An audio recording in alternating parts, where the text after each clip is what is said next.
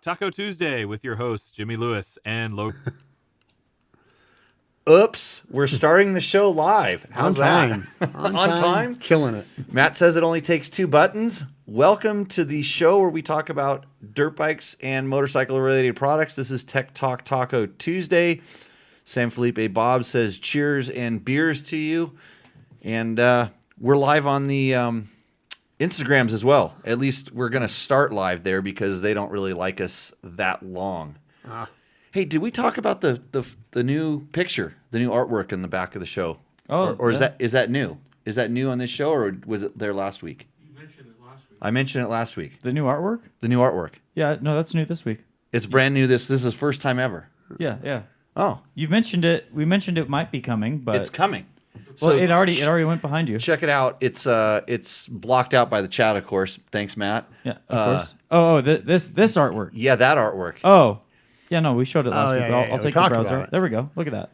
So There's the artwork. Tonight, standing in for his gimpy son, Jimmy Tyler. Hey. So it's the Jimmy and Jimmy show. So when I'm talking about Jimmy, it may not be myself. Tale of two Jimmys. Yeah. So welcome, everybody. Thanks for joining in. Even George is in the room. I'm sure if Victor gets here in the chat room. So you're wondering how this works out.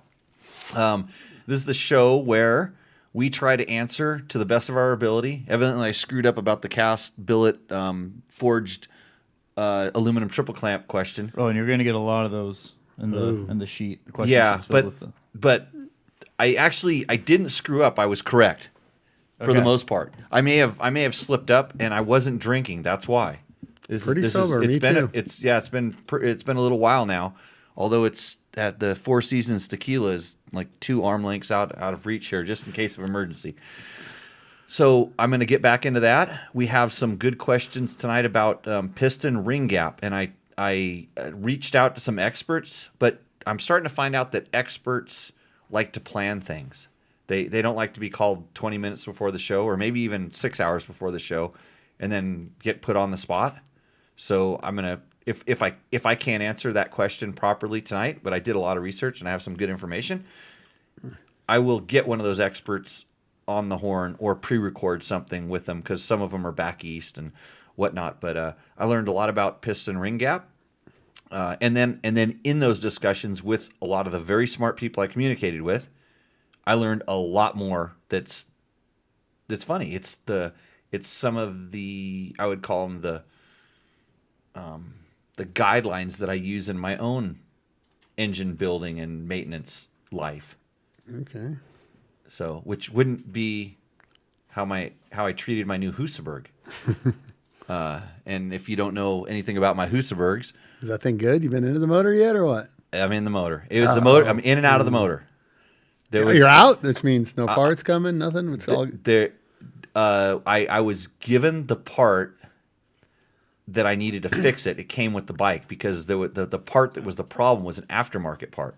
Oh, okay. And so, anyhow, thank you, Bobby from Woolly Cycles, for delivering that all the way from Atlanta. I'm going to blame his mechanic, his mechanic. But it's one of those things. If you have a ton of experience with, especially KTM 4-strokes, especially with that cylinder head, you realize there's very few fail points or things that go wrong with it.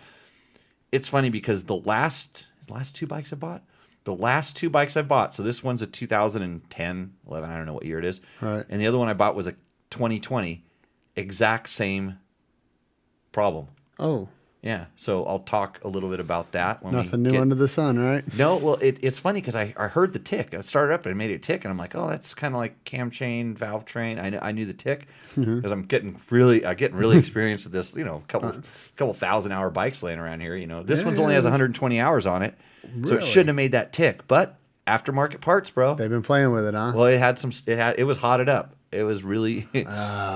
So I wrote it for a little bit. And I said, I just went down my chain of command. So exciting show. Hey, if you're checking us out on the Instagrams right now, we are live on our YouTube channel. We're live on our Facebook channel, and then this is also we make this as Tech Talk Taco Tuesday is on all your podcast feeds, so you can check us out there. So if you think we're boring now, just wait till later in the show. right? Or you can go back to the even horrible or worsely produced, the ones that I did, episodes from the past where we talked Taco about. shop. Yeah, we did it at a bar live. That's how it started. So Tech Talk Taco Tuesday started because everybody had a podcast, so I had to have one too. Because I don't want to be like 80 years old and not be able to tell everybody back, I had a podcast back when they just started cranking the thing and the disc spun on the whatchamacallit. Right. Yeah. So, yeah. And I have a voice-o-matron. You do have a voice-o-matron. Yeah, which everybody's. Did you turn it on? Is it It's ready on. to work? Okay. Yeah. I figure one of these days somebody's going to tweak it and then I'm going to grab it without checking. Yeah. And it's going to make me sound funny. Well, You know what I mean? So how's your week been, Jimmy? Not bad. Not bad. Working, busy. Did a class this weekend. Fun, nice weather. Life is good. You mean you don't get to ride motorcycles? So you're talking about like real work. You don't ride Real work. motorcycles for a living. No, I do not. Right. I do not. See, I buy them and break them for a living and stuff like that. Everybody- That's why I get a real job. Right. That's probably better. That could be better because I fixed a weed whacker, 2 of them today. And then I weed whacked. Okay. Yeah, I did that. And I just ignore those things. well, you probably work and have a real job, and then you get a gardener. I don't, but I should. Well, you have kids. Yeah. Well, when I'm Yeah, sick, but my your kids gardener's sick. have been sick, and Right. it's definitely showing when you walk around my yard. It definitely shows. So then I got to drive for 4 hours because I had to do this stupid podcast, and I had to get back because I didn't want to do it on a Zoom call because I usually screw up technology. Oh, And then- where were you? I was in California. Oh, okay. And then I think my wife invited me to leave. I'd been home for like all of 2 days. So it was like, Okay, yeah, it was it's like enough. we got to hang out in the weekend. We rode dirt bikes, did our school, Sure, the whole sure, 9 sure, yards. yeah. So, good times. So we got a few people checking us on the whatchamacallits, the Oh, on Instawhammy? Instagrammy, yeah. Okay. So I think Trevor really handles the Instagram, and he did text me. He wants to know what time he gets to come on because he's a highly trained athlete, and he probably has a certain time he needs to eat and a certain time he needs to Don't sleep mess with his perfection. and I all need- that stuff. I need to get some intel on some of his training habits because I could use some like an athlete's Why insight. don't you just come to me, buddy? The Jimbo program is probably the best. You know how everybody start trying to sell you on their training program. Right. Yeah, look- I've heard about the Jimbo program. Yeah, it's hard. It's hard to. I heard it involves a sexy Acherby shirt. Yeah. Let me see how I make this. Hold on a second. The Jimbo program is the best one in the whole world. Yeah. Oh, that's a new voice. So I like how the voice matron's going to change your voice for you, but you still change your voice anyway. Yeah, you can't stop that. Because you can't. You only hear it through the headphones. Yeah. Yeah, and the thing is, the Instagrams don't get to hear the don't voice hear any of matron. that, Yeah, no, it just 'cause sounds that's normal. straight But from I the- did. That's why. That's why, Matt. That's Yeah. why I changed my voice. There we go. You just Okay. keep to your 2 buttons over there. Hey, my 2 buttons are very important. Hey, Tech Talk Taco Tuesday brought to you by some fine sponsors, and we enjoy their products. We use their products, and that's why we are here. And if you have the opportunity to use their stuff, don't forget that Yamaha, Scott Sports, Climb, DDC, Trail Tech, Fasst Company. Brand new on the show is Fasst Company. They maker of the flex handlebars, the spoke torque wrench, the impact pegs, their really trick brake clevis, the brake spring kits, and the clicker adjusters. They make a lot of really cool little things, mostly known for their flex handlebars, of course, which I All have been good stuff, using though. since they very first introduced them, which is a long time ago. And my wrists, thank you every time I ride. And people used to think they're for old people, but I tell you what, if you're a kid and you want your front forks to work better, just put a set of flex handlebars on your bike. That's all you have to do, and then it'll take out about 60% of the complaining about the fork, whether it's the initial stiffness. Slightly cheaper than cone valves, huh? It's a little bit cheaper than cone valves, and they go from bike to bike real quick, and they don't need to be revalved, but you can change the dampers.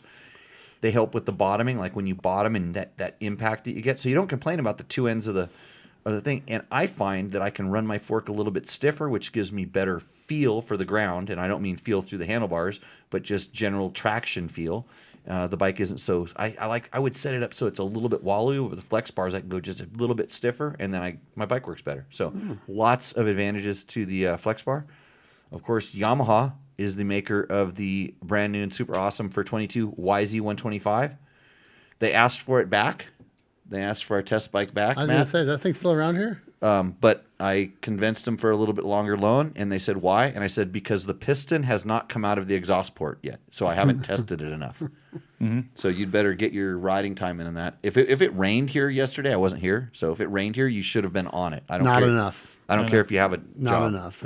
No, it was dust coming off my tires when I drove across Dry Lake. It didn't. So, I'm wearing a Climb shirt today. That's all I got. That's the only Climb stuff I got to wear. No, and even yesterday I wore a Climb shirt. No riding. But I wore Climb gear all weekend. We went from like 40 degrees to 80 degrees in the course of 2 days, and I had the right gear for it. And I was wearing the Mojave vented stuff this weekend. Yeah, we went to 90 degrees, my friend. Oh, it was 90? 92. Well, that's why I didn't feel it, because I was wearing the super awesome Climb gear while you guys were all sweating. I know you were wearing Climb gear, but you were wearing the wrong stuff. No, I don't. I want Mojave. Trust me. every couple of weeks, I hop on the website, try to find some. Sold out, yeah. If you really want to get your Climb stuff, if you want to get it when it comes in, you call up customer service and ask them to put you on the back order Waiting list. list or Yeah, and they whatever. will do that for you. So Climb, tell them Jimmy Lewis sent you. Okay. They might charge you double, but they will take care of you, I promise. DDC, makers of super fine chain wheels. I need to call up Nate again because he's our first sponsor of this podcast. It's been around for a while, and I need to collect on sprockets as payment because I have some new bikes that have competitor sprockets on, and although they might be good sprockets, they're not as good as these. I agree. So, okay, enough sponsor reads. Now let's get into a little bit of the questions. Hey, Better Rider podcast, new one coming out Thursday. Yep. That means we need to record more. You need to be on the Better Rider podcast. I'm in. Yeah, you need to because you're a coach now. You Right. got officially licensed as a coach, which, as you know, isn't easy. We can talk about. I can tell you what not to do. I've done a lot of stuff wrong for a lot of years. Yeah, I don't know, we'll are save you- that for the other one. So if you want That's to, what I mean. If you want to learn how to Might become be a a better thing. rider, this is going to make your bike better. But the best modification for your motorcycle, bar none, is to put a better rider on top of it, and that's what we try to do on that other podcast. So check that out. It's on the podcast platforms. We're only up to episode 4, but again, when I'm 80 years old, like Bob is, how old are you? 85 or 90? Somewhere there. When you're that age, and I think I just woke him up by calling his name out, you can say that I will be able to say that I had a podcast back when it was cool. You had 2. 2 of them, yeah. Yeah. And then you can always support us by clicking through our Amazon and Rocky Mountain MC links on our website. That's right. You can get anything you need for your motorcycle, even our non-sponsored stuff for your motorcycle at Rocky Mountain MC. And you can buy a super awesome Amazon pipe for your CRF 230 on Amazon. Click through the link and we get a small slice of that. And I need to do an update on that pipe because actually someone from a big pipe manufacturer that I talk to every once in a while said, is that plastic end cap still holding up? Because believe it or not, they've actually thought about doing this. Yamaha has a plastic end cap. Did you know this? No. On their bikes now? On a stock bike? On their 2-strokes. Oh. The no. end cap's plastic. You know, I'm an idiot for not checking that bike out better, actually. Yeah. I didn't know it either. But it's actually it's not a metal end cap. So I guess the Amazon companies, the Chinese, beat us to that with the plastic. He was asking how it held up, and I'm like, well, it's not really connected to anything, and it's that part of that pipe where it's bolted on doesn't get hot. So we test a lot of weird stuff here, so you can learn a thing or two every once in a while. And if you have questions, you know what? If we get a question on the, I will go straight to the question on the Instagrams. Just say, excuse me. Start the question with "excuse me." Yeah, that was last time. That was a trick. If the first question, if you're on Instagram watching us right now, and you have a question that you can't get answered about your motorcycle, I'll answer the first one. We'll take the first one live right here, and then hopefully the answer will be right, and then you'll run out in the garage and fix your bike, and we can help it. But I don't think people on Instagram type that much. They just take pictures. They do type, but just keep in mind, I can't see that chat. So I'll handle this over Okay. here. I can multitask. understand. Got it. Because I'm preoccupied with my 2 buttons. Yeah. Hey, Costa Rica Unlimited is also another sponsor of this show. And if you want to go to Costa Rica and go riding, they just released their schedule. So check out their website, Costa Rica Unlimited. That looks fun. Well, especially it's just because it's Costa Rica. It's an awesome country. When I was down there, I had a really good time. I was more enthralled by the body. You can surfing. have a really good time down there. Yeah, I like body surfing. That was the. There ain't no rules the big down there. Yeah, and then there's no rules. Yeah, you can ride your dirt bikes, and it's kind of like Pahrump. It's a free country. Yeah. Except they have a really nice beach break right out. In front Yeah, a of little the thing. less chalky dirt right there too. It looks like to me. As soon as we have a really good earthquake that they're going to have in California, this will be beachfront property. That's why I moved here. Uh-huh. Yeah. Everybody asks, My like, why dad the hell was talking about that. Yeah, 50 years ago. Why the hell did you move to Pahrump? Because it's going to be beachfront Uh-huh. one day. Okay. I haven't seen the. People are starting to follow us Oh. on the Instagrams, but no questions. So Oh, I reached an Instagram milestone, by the way. So 5 followers. I've gained 15 followers in the last week. Right. But I had an Instagram reel hit 10,000 views. Oh. Yeah. What? Oh, the one of you doing the over the log at the school. Yeah, that I told you not to post. You didn't tell me not to post that one. You would have got 100,000 if you would have just crashed, and you would have gone. You would have gone to sub 400,000. I'm sure. If you went Larry Loop out, it would have. Yeah. No, Larry Loop out or crashing would have been good. But if you would have had a girl with what do they call those things? I'm a motorcycle guy. Just I should just put with strippers at the in the at the title. end of the Like title. whatever the title is, just end it with strippers, and then Matt- I just have the like if it's a minute-long video, 59 seconds is just dirt Matt- bikes, and the last second's just a PNG image of a stripper. Matt riding over logs with strippers, and then it would have probably at that time gone quite a bit more. So Yeah. We know how to cheat the algorithm here at Dirt Bike Test. So yeah, I don't know if we're getting. I don't think we're getting any questions. Oh, here we go. I got it. Oh, what are your thoughts? Here we go. What are my thoughts on the Yamaha EPS? That's the electronic steering damper. We actually had another question in the regular chat about this too. And you know what Jimmy forgot to do? Look into it. I forgot to do my research. People sent me links and stuff. I went down a little bit more of a rabbit hole looking at the new Can-Am electric bike and their patents. Huh? I didn't know that. And I thought Harley Davidson bought Alta, but evidently I don't think they did. They were going to, right? They purchased and BRP purchased the intellectual property or something, correct? I think Alta was like betting on the come with Harley buying them, and then Harley went, whatever. Livewire. Yeah, we got our own thing. So somehow there's some. But I think they knocked them out by doing it, kind of like let them think that it was coming, so they kind of went all in on that. I think. Yeah, smart move, really. So it was. I was kind of like just poking around, looking at some of their patents and trying to figure out what they're doing, and then I actually realized I needed to contact some other people, ask some questions about some other things. And I used my mobile office while I was driving today. I just had the phone going and trying to learn about ring end gap and electric bikes and supply chain issues and mufflers and all kinds of stuff. So I don't know when I'm going to call Trevor. Probably like after the break, right after I do my Yamaha EPS thing. So Woodsboro, I hear that the technology on that Yamaha thing is pretty good. When it was pointed out to me, it was pointed out to me by someone who knew a little bit more about it, and they also said, I think this is great for street bikes, but not sure how it would work for dirt bikes.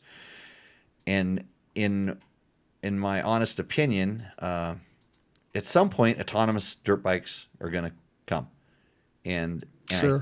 I think this is so. Your like self-driving car.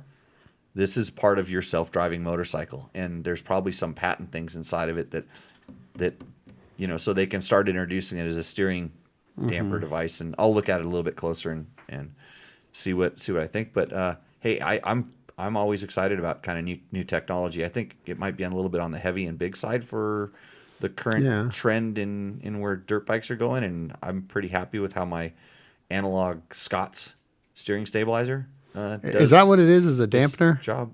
or is it a power steering? What the hell is it? I mean, It's power power steering. power assist steering, but it can also dampen steering, and I think it probably has it has the ability to do a lot of different stuff. Huh. Yeah. So maybe they could tweak geometry angles, but would be a little harder to steer.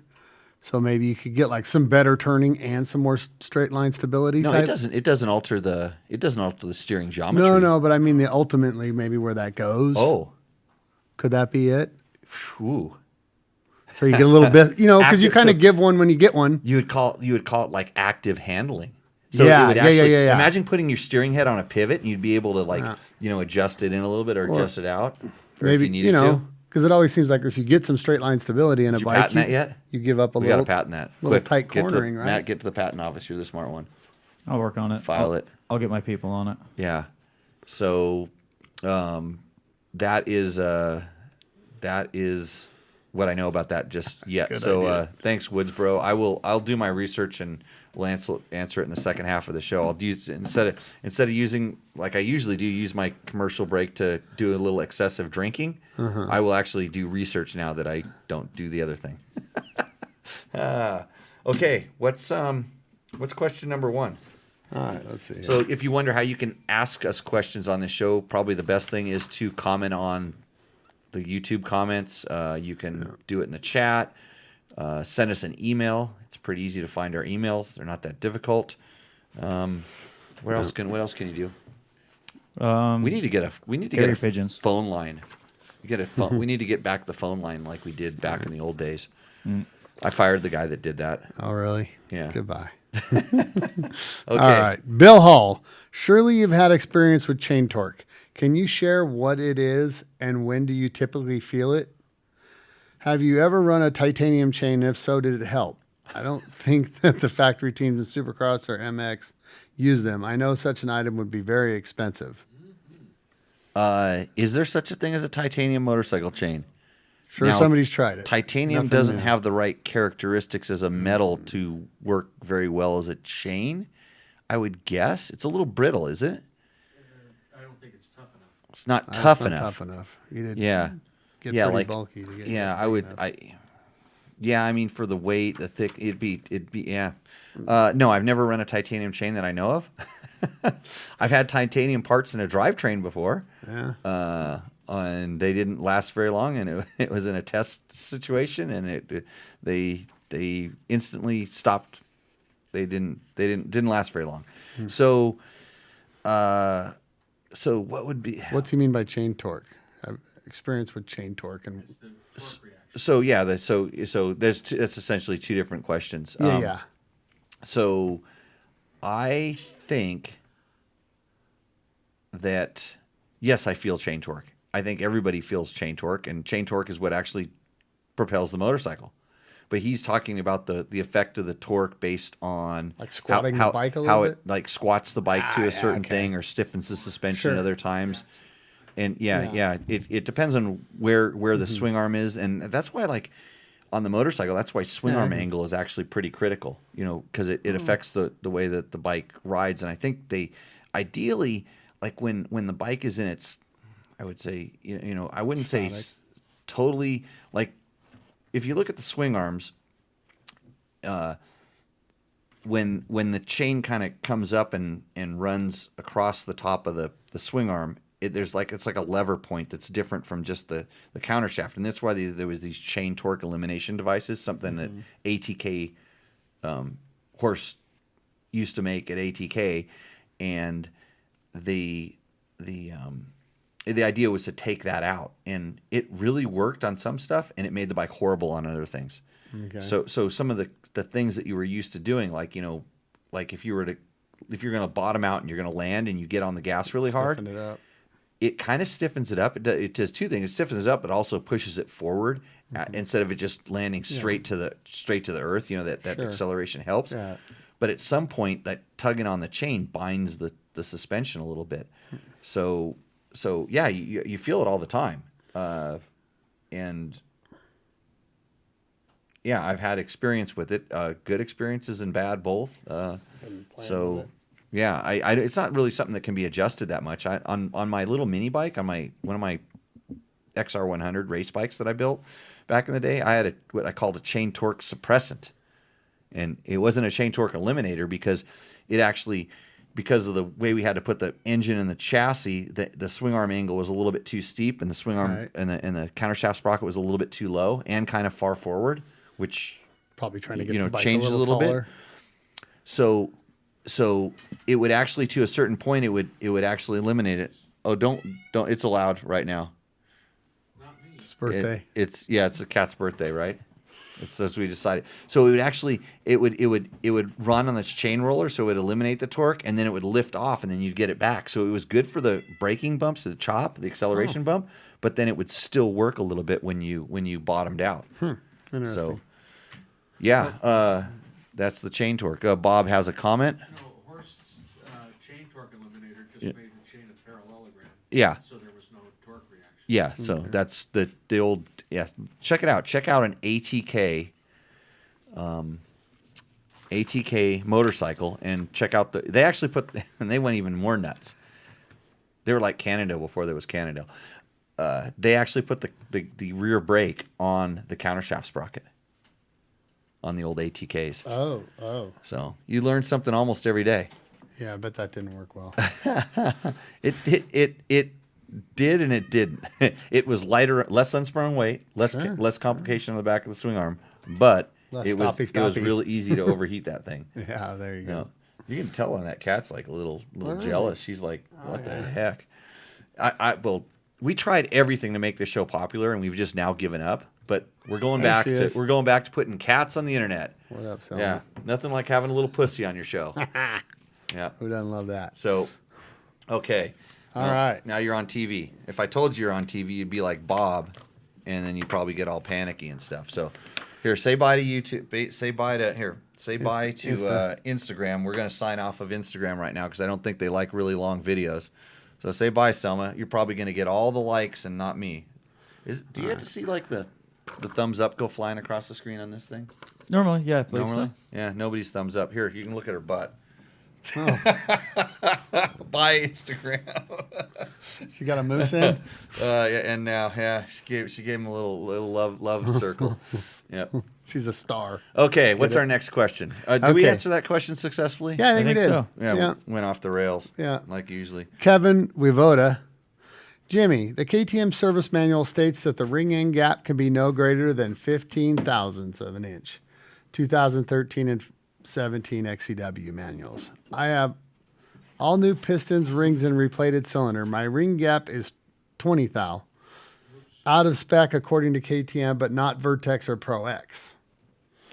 So what piston, Kevin? He's often in the chat, I think. I believe Yeah. he is. So, what piston is it that you're using? And so this is the one that caused me to go down piston ring gap rabbit hole. Mm-hmm. And I talked to a lot of people, some of them smarter than me, way smarter. Yeah. It's not hard as to far do, as actually. Who's right? I assume it's the piston maker that's right. but- You are exactly right. Yeah. So you need to follow the recommendations of the manufacturer of the piston and the rings. So if that's your OE piston and rings, use theirs. And if it's an aftermarket piston you're putting in there, whether it's Vertex or Wiseco or Pro X or whatever, use theirs. Generally, they are they're built to fit. I mean, it's like they know what the diameter of the bore is supposed to be, and they build the ring accordingly. Sure. So that is often why you send your piston and hopefully rings to the machinist. to the guy who's doing your replating or your boring, so that it can all be done, because they will look at that number, or oftentimes they know that number, and then they set it according to what that is. Hopefully, that's the way it should be done. And so here's the question is like, so why is ring gap so important? Why would it change from one to the other? Because the company that manufactures the piston and the rings understands how their materials react and expand, How they grow. and it has a lot to do with the design of the ring and how it seals, and the thickness of the ring and the amount of material there, and how much, just because certain materials. I thought maybe if like a thicker ring might expand more because of more friction, but they said no, it's just more material. So heavier rings, more material tend to expand a little bit more. Yeah. Okay. Is what I was told. I was told by my petroleum expert that when people make a problem with the piston and the ring, like they don't pay attention to the gap or they don't coat the cylinder right, they blame the oil.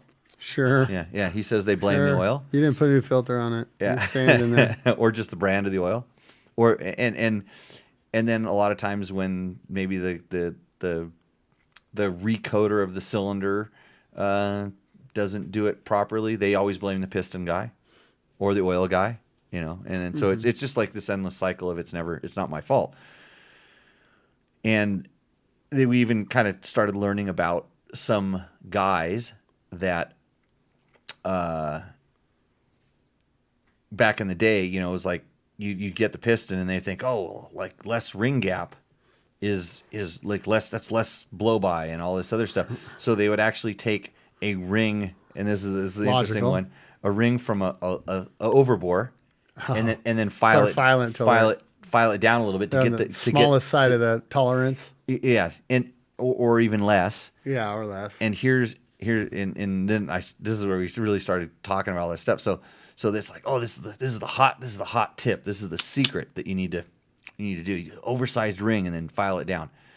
Well, the worst thing you could ever have happen is have your ring gap close. Nope, you don't want them touching. because that does catastrophic. that is very, very quick, very catastrophic type of failure. Very sticky situation inside of your cylinder, which no oil can solve. Yeah. And then if you actually took this ring that was actually, they're supposed to be a perfect circle like your cylinder, and it's actually for a slightly larger perfect circle, and now you file it down. Now you have a ring that's probably not going to seat up against the cylinder walls. And you talk about that little bit of opening in that gap, and now you've probably made a much bigger gap in total around the circumference of the rings. Sure. So that trick, and it's like, so this is whatever. So when we're getting at, I think Kevin is kind of more concerned about, hey, this gap might be too big. Should I worry about it? He's worried about a sloppy gap. Yeah, which you should be worried about a sloppy gap. But if it's within the gap that's suggested by the manufacturer of the piston and the ring, I think you're okay. Wouldn't stress. Don't worry about the one that KTM specs. Worry about the one that your piston manufacturer specs. And he said his was. Did he say Vertex or he didn't say? he didn't say out of spec according to KTM, but not Vertex or Pro X. Yeah.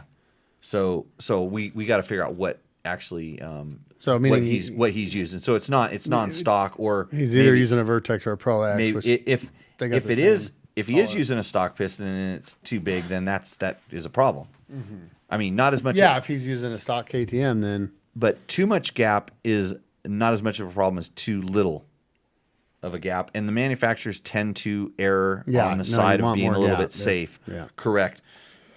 But and everybody's looking for this little edge of performance. I would be more worried about making sure that you're just within standard and you're doing it right than doing it so something tricky. Yeah, I had a buddy of mine and Big Johnny's. He thought when he set the ring gap, he bent the ring when it was freestanding to get to the 10,000ths. Well, you can imagine, rather than in the cylinder. He started bending it until it held it's at rest. Until it sat there at rest with 10,000. Wait, Big John did this? No. Okay. A mutual friend of ours. A mutual friend. Okay. Yeah. Oh, it's gonna have a field we day didn't. with them. Yeah. No. So don't do that, guys. That's misinterpreting how to set a ring gap. And so how you measure the ring gap is you take the ring, and I usually turn it 90 degrees of cylinder, slide it in there, and straighten it out. Put it in there, and then I run the piston up in there and get it all nice and level. So it's level. And then check it at a couple places during the bore. And Feeler gauge the gap. yeah, and then feeler gauge the gap so the cylinder is holding the ring in compression, and then you measure the gap there. But on most modern bikes, like you should probably not have to. I almost quit checking. I them. hardly check. I don't them. check. I them. usually drop them. I always drop them in. If they, I eyeball them. They go, yep. So I drop them into the if it's a new cylinder, I always do.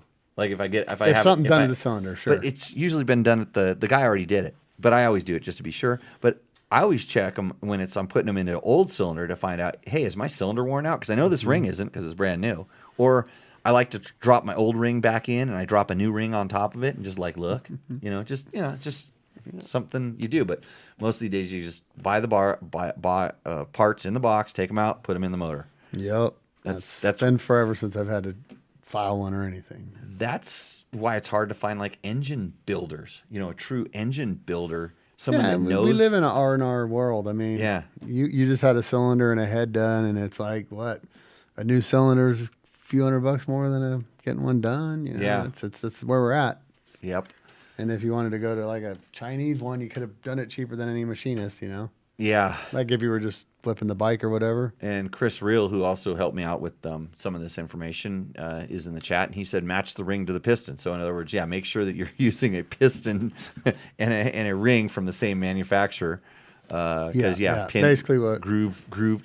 There's some pistons have flat, they're flat rings, and some are angled, and some have different locator pins on the two strokes or different shapes and sizes and all kinds of stuff. So good question, Kevin. Appreciate that one. I learned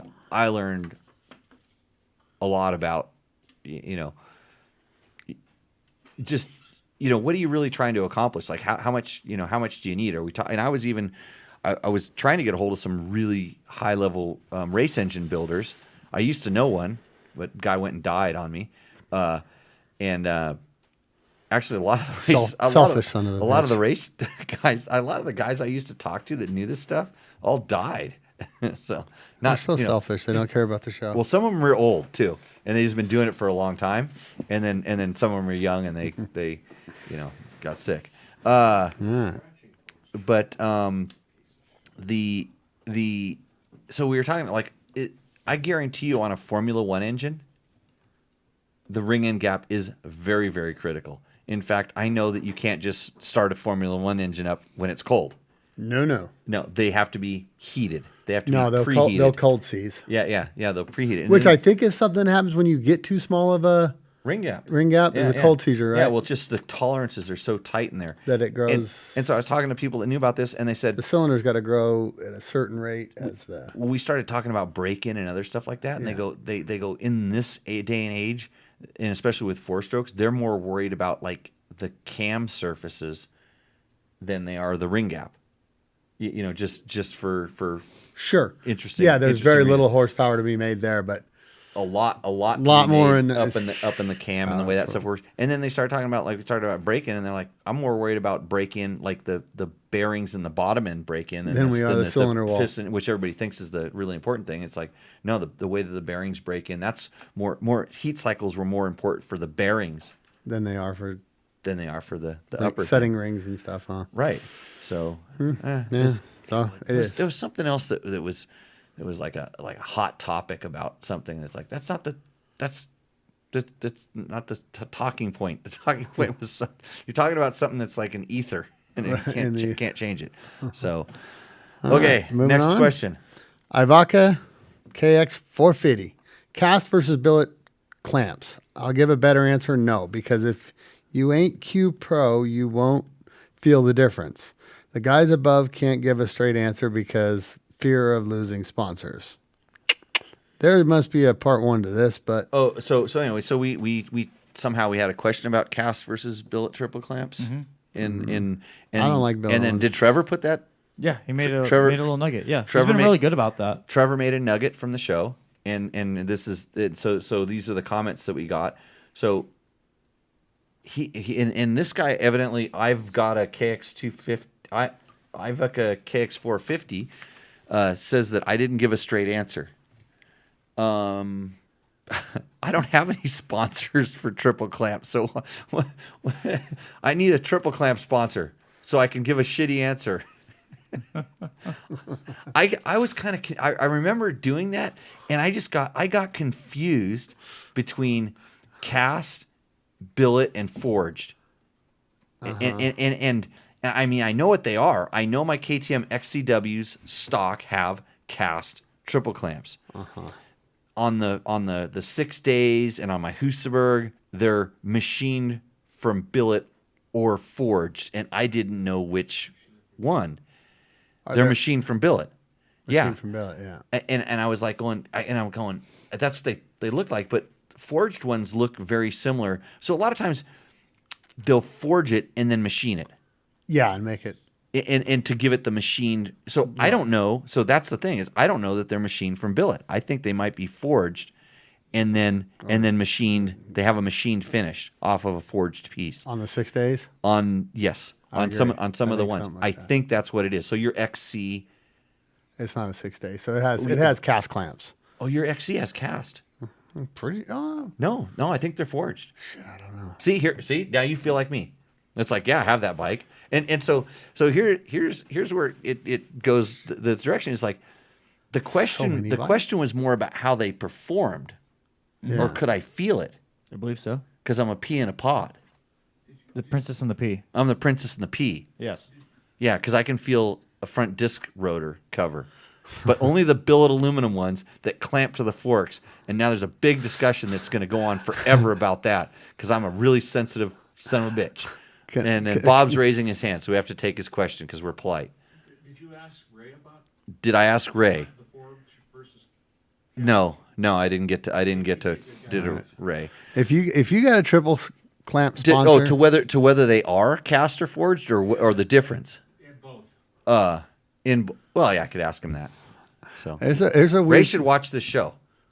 He should be on this show. Ray should come on to this show, but I think he's probably. I don't know Yeah, what if he's you doing. got a triple clamp sponsor out there, you have them for the weirdest bikes. Got clamps out there, like all your performance bikes have pretty much stock clamps that I can tell. I'm sure not all of them, Mine. but the weird TTRs and the 230s and you'll find triple billet clamp or aftermarket I have clamps on some of the weirdest My bikes. TTR 125 and my factory XR 100 race bikes. Definitely the those twin got Piper. clamp, but those are factory. There's a lot of No, weird actually- bikes out there actually- with clamps on Actually, there. they're applied clamps that I had custom made. Yeah. Applied used to make you custom triple clamps. they did. You could ask for different offsets, and I asked. Those are billet. Those are billet. Those for sure were billet. So I asked for basically XR 100 triple clamps that fit CR80 forks.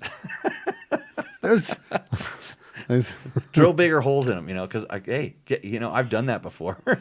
I honed out. you get one more mil in there. No, those old. They were CR 125 clamps that I put on an XR80 because I got some old conventional CR 125 forks and I put them on this XR80, and I don't know, the clamp was off an XL 350, and they were metal. They weren't even aluminum, and I somehow honed them. I don't even remember what I did to get those forks in there, but I basically mostly bent them. Sure. This is what you do when you're 14, 15 years old. And got a grinder, yeah. Yeah, And got yeah. a rotary tool. I've gotten a little bit better since then. We're gonna go to Bob or Go. Bob has another very important comment for the show. We're thinking about getting him a microphone, but I think we're going to get him a camera, the Bob cam. We're going to get it both. Yeah. Okay, yeah. Matt's going to work on that. We can hook it up. We actually, what we need to do is get that webcam that's really shitty that I have. Yeah. And just plug it in and yeah. Okay, Just turn got around, it. Yeah. Yes, Bob. And you stole my prop can for we make them Takamoto. like those crime scene Are you shows? pouring? Are you? It's in your hand right now, so that means you stole it. I need that over here because I need to talk about that at some point. It was. Are you water bonging with that thing? You're not water. What are you doing with it? You're not sitting on it. I hope. Yeah. Can we do like with Bob? Get a Bob cam where we tile them out like they do on the crime scene shows. Oh, where he actually He's like the he should- like the he should FBI agent guy that he's got the tiles and And then the voice had changed. Yeah, he it. could. You know use what I'm talking about? We could give him the voice and of then Metron. he's Yeah. totally Yeah. I anonymous. could give him the voice of Metron, and then we have the black. Make him like a bigger deal than he We'll is. just keep the lights really bad over there. Yeah. Or maybe just make him wear a bag, put a bag over his head, because I think it'd be more our style. Because all the other stuff sounds yeah, like yeah. it's The work. tiles sound. I think that's how over you my get kicked head, off but- YouTube if he has a bag over his head. Oh, we won't do like what we did to the other guests. right. Hey, this is the coolest product right now on Taco Moto, and it's this little funnel. And Taco Moto sponsors our Rooster Endo segment. And if you're wondering they what do. Rooster Endo is, that's where you send us a picture of your bike or a video, like one Ricky Brabeck Yep. evidently sent a video in. Another submission. Yes. Yeah, another video submission. I can't wait to see what this is. Actually, I'll tell the story later Okay. because it's really bad. It's going to make people hate me Okay. for what I was offered and what I decided not to do. Oh, you decided not to do it. This you don't know what it is yet. This is the funnel that screws into your KTM thing. Screws in, and then it's so easy dig to it. pour the oil in. There's you can't get an orange one because I got the last one and those are sold out. But he's got more coming. Nice. And but I think you can get the blue one. I think that see the vent. That's got to work cool. Yeah, I've it's never got the- seen that before. It's got the vent. Yeah, this is a. It It's doesn't. got- I mean, a breather's a better word for that. Yeah, it doesn't bubble up in your face or anything like that. And, Especially when you're pouring like. and you can leave it there for like 20 minutes after Transmission you're done. oil. And it Stuff's all thick. drains out. Really cool. So one of the It things is you can cool. get at tacomoto.com, and when we like your Rooster Endo bike, when we decide that it roosts or endos to our satisfaction, you can win a $100 gift certificate from Tacomoto. That's www.tacomoto.co for Cool. almost everything you need for especially your KTM or Husky EXC or FE dual sport bike. That funnel is made in Canada. Oh, is it made in Canada? Canada is that 2 exclamation points? Yeah, I guess. It looks like Crandall. It Canada. looks like if any Canadian- Canada. Trevor James Sheehan. If it's Canadian friends are watching, ATK is the company. AKT is the company. Yeah. We were trying to figure out what the logo was because it's hard to see. AKT. AKT, yeah. So All yes. Canada tea. So this is made by little beady guys that live underground. Yeah, they use it. Actually, it started out as pouring maple syrup into Oh. yeah, Into and the it- transmissions. Yeah, they use it for maple syrup. Maple up there. syrup. They can't get enough of that stuff. Hey, thanks for Trevor. Thanks for have him send more. Actually, we should give some of these away. Yeah, That'd be cool. Didn't we give a shirt away last week? made out of the same stuff a hockey I puck's made think out I of. think we tried to, but no one wanted it. I got an email. Oh, for somebody to get a shirt? Yeah. Did you yeah. send it to them? I didn't send it to them. Then no. then we haven't given away a shirt from No, last but week. I think But we need to. I think we need to. Yeah. Okay, let's fix that need. Yeah. 100% we'll fix it. pure this recycled popped hockey up shortly pucks. before the show. Okay, They got to do let's- something with them up there. Hey, let's take a question. We're going to take a question from the chat room just because I see it right up there. Joe Dougie. What does he want to know? That's where. Oh, Joe Doug. Hey, Jimmy. The comparison between a Beta 350 race edition. They don't make a 350, but Beta does. Yeah, they do. They make a 350, a 390, a 490, a 520. They make a lot of different displays. I know they do, but I didn't think they made anything as rounded off as a 350. My bad then. I know they make a 380. You got to finish the question. Yeah, Everybody's yeah. waiting. Everybody's on and the edge of their KTM seat. Husky Gas 350. Looking for insight on those bike. Thanks. And no, none of them will have huge front discards. Okay, because that could the Beta versus the Austrian ones. 350. Joe, so I have not ridden a Beta 350 for a few years now, and so I can't comment specifically in Beta, but I will tell you that Beta is kind of, I would call it conservative to make crazy updates over time. But the Beta 4-strokes I have ridden since I rode the 350, the fuel injection has become better and better and better. And this is a big thing because the thing that their 350 suffered from before was kind of a little bit quirky fuel injection. And if that is sorted out, the 350 motor, and you could probably go on dirt bike test, and there's probably a test of one of those bikes. I know there was a test of a 390 at some point, or at least a review of it. 390, that's it.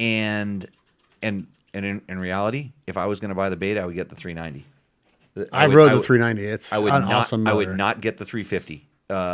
If you get a 390 race edition, that would be really good. Actually, even if you get I rode one of a those. standard 390, it's a 400, and I think a 400 is such a much better size than a 350. And KTM is doing everything they can to make their 350 into a 400. And They don't fit a class. Why don't they just make a 400? without changing the displacement? Yeah, That's because they got it. Yeah, I get it. meant to say there. It doesn't have the finish quality. The Beta does not have the finish quality of a KTM. It's an Italian bike, and versus an Austrian bike, which is there's just a little bit of finish quality that is there. Some stuff about it is better. Like I love the way the seat comes off with the push of a button. The forks. You don't like the forks? Love the forks on Beta. I love Oh, you're so screwed up. You hate your KTM forks, which I love. them. Now are you talking about the Sachs forks on the Beta? No, the KYB. KYB ones. He's Okay. talking about the race edition. Yeah. That has the KYB. Actually, the AOS Sachs forks or the whatever. Sachs forks aren't as bad as people give them the. They need to break in. No, I rode those too. They They're need to break not in, as good as the KYB, and they definitely need to have the oil. They need to be broken in. They need to be serviced, and then you need to set the oil level correctly, which is typically very high on the range scale. And then the forks work really good. The shocks the shock used to have fading issues. I think they were relying on the valving a little bit too much, and I think they fixed that with a Sachs shock. I don't know. They even in the back they still have a Sachs shock on the race editions. Correct? They don't. Yes. They and those have been a lot better in the past. So it's all of them have Sachs on the they're rear. not bad bikes. Let's put it that way. I mean, if I was sitting there, if I could, I would take either. Honestly, it's an either or. And, definitely. if KTM sponsored the show, I might say, just get the KTM. Or if Beta sponsored the show, I would say you should get the Beta. And Yamaha doesn't make a 350, so I can't say Yamaha because Yamaha that. does sponsor the show. And if you are in the market for a 4-stroke, you should listen to what Jimmy's going to read. Jimmy says, for motocross riders driven to dominate, the Yamaha YZ line of 4-stroke bikes are built for victory. Visit YamahaMotorsports.com today and explore what's new and improved for 2022. The YZ 450F and the YZ 250F bring the performance power 4-stroke engine, reduced unsprung weight, and new suspension settings. For the look of a full factory ride, both YZ 450F and 250F come with an exclusive Monster Energy race Don't buy edition. a 350. You need a 450. Yeah, these 450s are fast. They jump. They're big. And you can take precision tunability to the next level with Yamaha exclusive and industry's only free power tuner app, which is Let me let you in on a little secret. That power tuner can tune your Yamaha 450 into a 350. It's a secret, but you could do it. I think I did do that with mine just for fun. And you can really, really take a lot of power out of that. Yeah. I mean, you can also make it a fire breather too. Yeah, you can do both. But you can really surprisingly take a lot of power out of it. I couldn't believe it. Find your Yamaha YZ and enter the victory zone. Do it now. Yeah. So, Joe, you should just get a Yamaha. Like how I just turned that into an ad read. I am wrong. Beta does make a 350. Jesse, thanks for admitting you're wrong. It's so nice to know that there are people like you. Jesse doesn't know anything, does he? Oh, wait. I didn't know they did either. Okay. All right. Next question. You know, I probably should have thrown this in. This guy explains what's the difference between cast. Well, I'll read it. Cast is a liquid metal. We're talking about triple clamps, I suppose. Oh, yeah. We're back to cast versus cast triple is a clamps. liquid metal poured into a mold. Forged is a heavy press that stamps out the part in a single piece of the metal. And billet is a machine CNC out of a single billet piece of metal. For the love of God, LOL. Right, because that's because he was right. I sounded confused, and so I actually did some research. And while Bob was trying to explain something like that, but he made it way more confusing. That's like when you need to really like. I know they've gotten disguise pretty the good voice at and put disguising cast parts. Yeah. As billet through machining and stuff. Yeah. So I, like you said, the 6 days. I don't know what they you are. can you can cast it. You can also cast and machine it. And so in my research, because when I don't know something, I go look around, and I went and looked at different sources to get And yeah, I went to the internet, which is kind of scary, and I had to disqualify some of the quote information I got because it was either incorrect or explained poorly. So it was what I learned from this, and this is kind of the gist of the original question was, can you feel, like, what's the difference? Can you feel the difference? And yeah, it transmits a little bit of a different feel to the rider. The triple clamps depend on how they're machined or made or materials, and so cast is exactly right. They're pouring that into a mold. And what's more important than the fact that it's cast is the shape or the pattern. Mm-hmm. Is more important. Yeah, you look under cast, and there's a lot of thought gone into bracing and stuff. And in sometimes cast can be more strong than forged and or billet, just based on the design of the part. And so it's kind of, I think it's more like a little bit more like on the motorcycle side, on the triple clamp side of things. It's a little bit more about the looks of it. 99.99% of clamps are bought because of the cool color they are. Yeah, and we went off on the tangent talking about the bikes that I had. Remember, so. Well, we talked about my BBR clamps that are tall on my TTR 125. Yeah, and I mean, and most of my other bikes have stock triple clamps, and I have some like pro circuit clamps on one of my KTM 500s, and then I've tried some of I went through a battery. I tried like 4 or 5 different clamps on a KTM 450 not long ago when the I don't know if it was X-Trig, when the ones that had the individual 2 little bands around there and one bolted on one side and one bolted on the the X-Trig ones.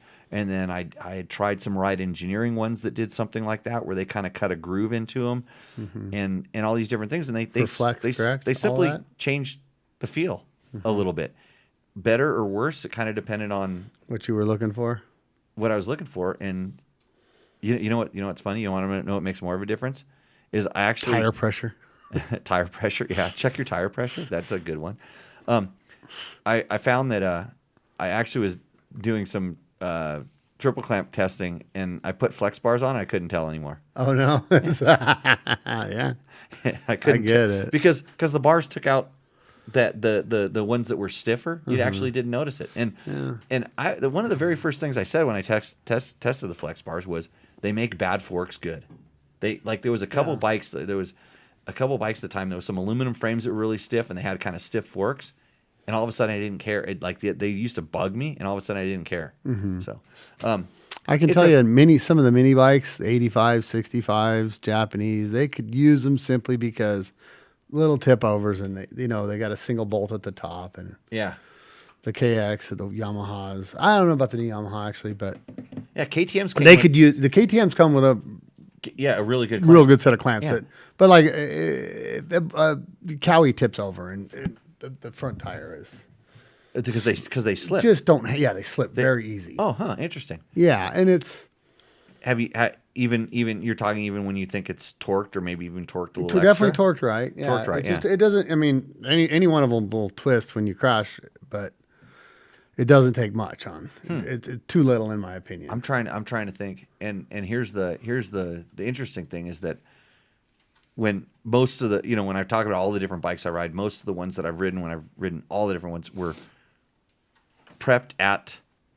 They were always prepped at the manufacturer. They were essentially perfect stockers, and you wonder because I haven't experienced it to the level you're talking about, like noticing that they slip more. Every time you rode 85, you probably never crashed it, right? Oh, an 85. That's what I'm talking about. Okay. Oh yeah, yes, correct. Yeah, single pinch. Yes, I heard pinch. I thought I heard you say single pinch, but anyhow, some of those 85s could use clamps. Just interesting. The bikes that I seem to have my clamps on are all mini bikes. They are. That's strange. How I did that. Yeah. Conventional forks and things like that out there. So okay. Well, I was gonna say on the bigger bikes, I didn't notice the twisting so much, but I'm saying I wonder if they went to the level of really making sure that the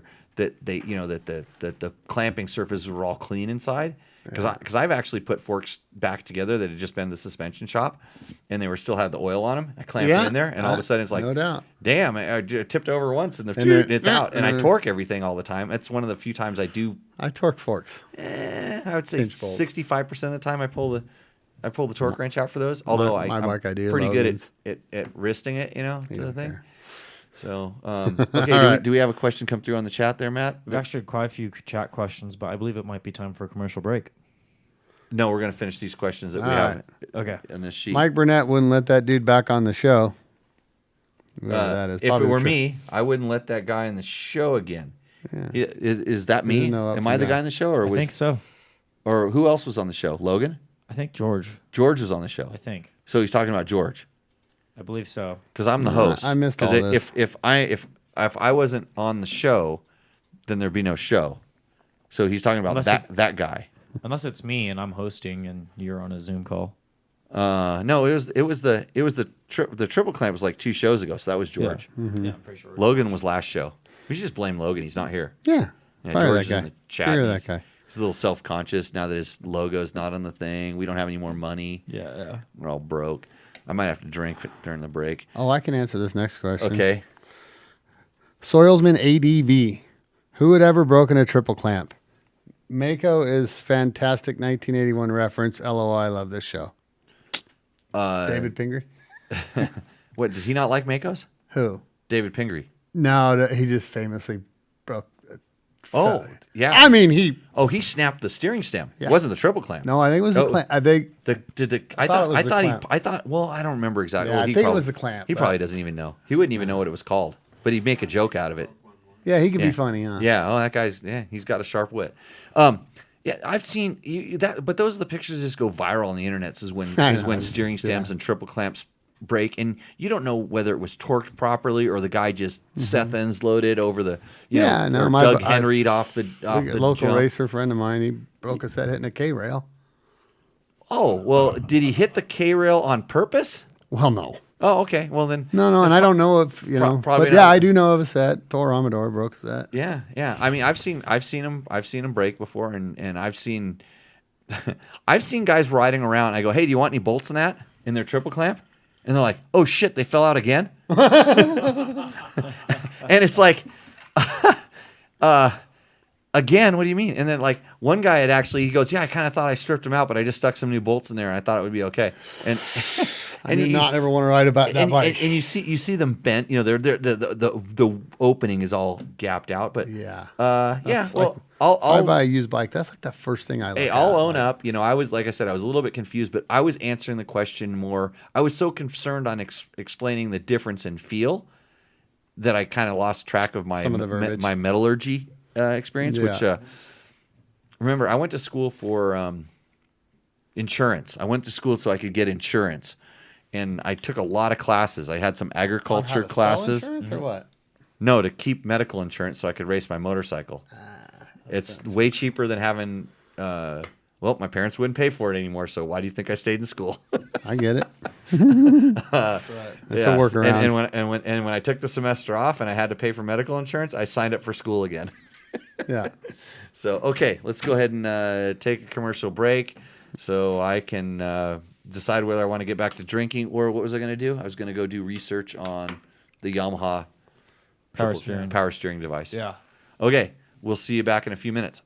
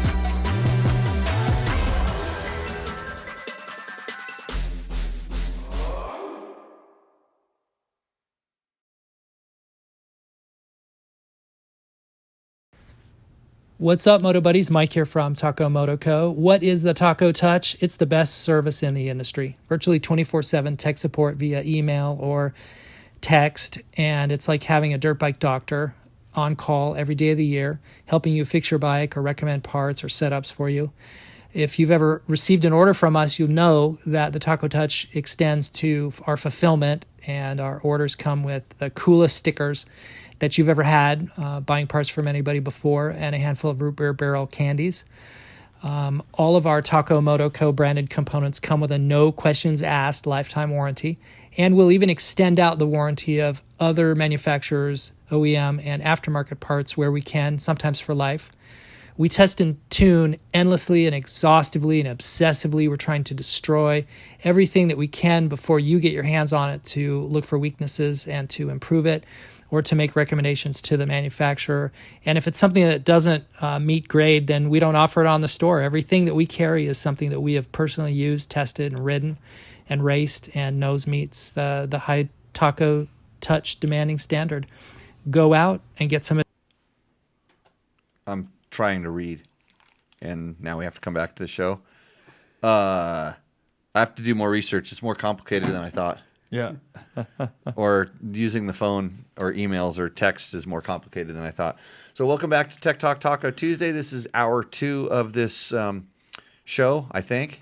I didn't even have to pour a drink. That's how exciting this first hour was. Hasn't really stressed me out yet. This is the part of the show where we get to do Rooster Endo. That's everybody's favorite segment. All right. Is Ricky still watching? Because it sounds like somebody's trying to play a joke on me. New guy forgot to get the board, huh? Is his bike is it targeted at me somehow or another? It's not targeted at you. Oh, no, okay. I think he's just really hyped about. He's about legitimately his bike. hyped about his bike. Yeah. Okay. It looked like he was on a really good trail, celebrating the rain, and he just wanted to. I was supposed share. to go trail riding with him today. This is what really sucked. This is what. Oh, okay. So he was one of 2 people that called me and said, "All you have to do is get your ass here. I got a bike ready for you." And I'm like, "I don't have any gear." He's like, "You can wear my gear." Both of them. You can wear. I'll get you gear. You could have been a Monster Energy rider for a day. And then I call up someone else, and they're like, "Oh yeah, I just got off the ski slopes. I'm going riding." I'm like, "Yeah, I have 2 weed whackers that need to be worked on in the back of my truck, and yeah." Complain about I'll complain all day long. How's everybody doing out there? If you have questions for us, we can answer 9 out of 10 without referring to a reference manual. I've kept a lot from the chat in my little Google Doc right here. And so. you'll be asking them to me and Jimmy. This is the Jimmy and Jimmy show this weekend. Jimmy Tyler sitting in for Logan, who is not dead, but Not dead. close. Yeah, he didn't look too good. Boy's He was suffering. I've never seen him so excited to sit out flat track last Friday Really? night Yeah, or I whatever know. it was. Yeah. Yeah, he had Cletus or whatever his name was fill in for him. Cleety. Yeah, and I and then I know your daughter doesn't ride anymore, but I feel bad about what I did to her swing arm. Oh. Yeah, Oh, did you get into him a little bit? The chain adjusting thing, and those are a little brittle on those bikes. I might have done some. Oh, numbers did you get into Coop a little bit? Yeah. I just Nice. decided to, Nice. it's how you show love on the flat track. Sure. Yeah. Yeah. So Are we picking up over here? Yeah, let's pick up on the questions. We Yeah. keep going here. We've been, I think, Mods for the 450L, asks Robert Lambert. Just get a Vortex and an FMF and it's a badass bike? I don't think that was a question. I think he was telling you what to do.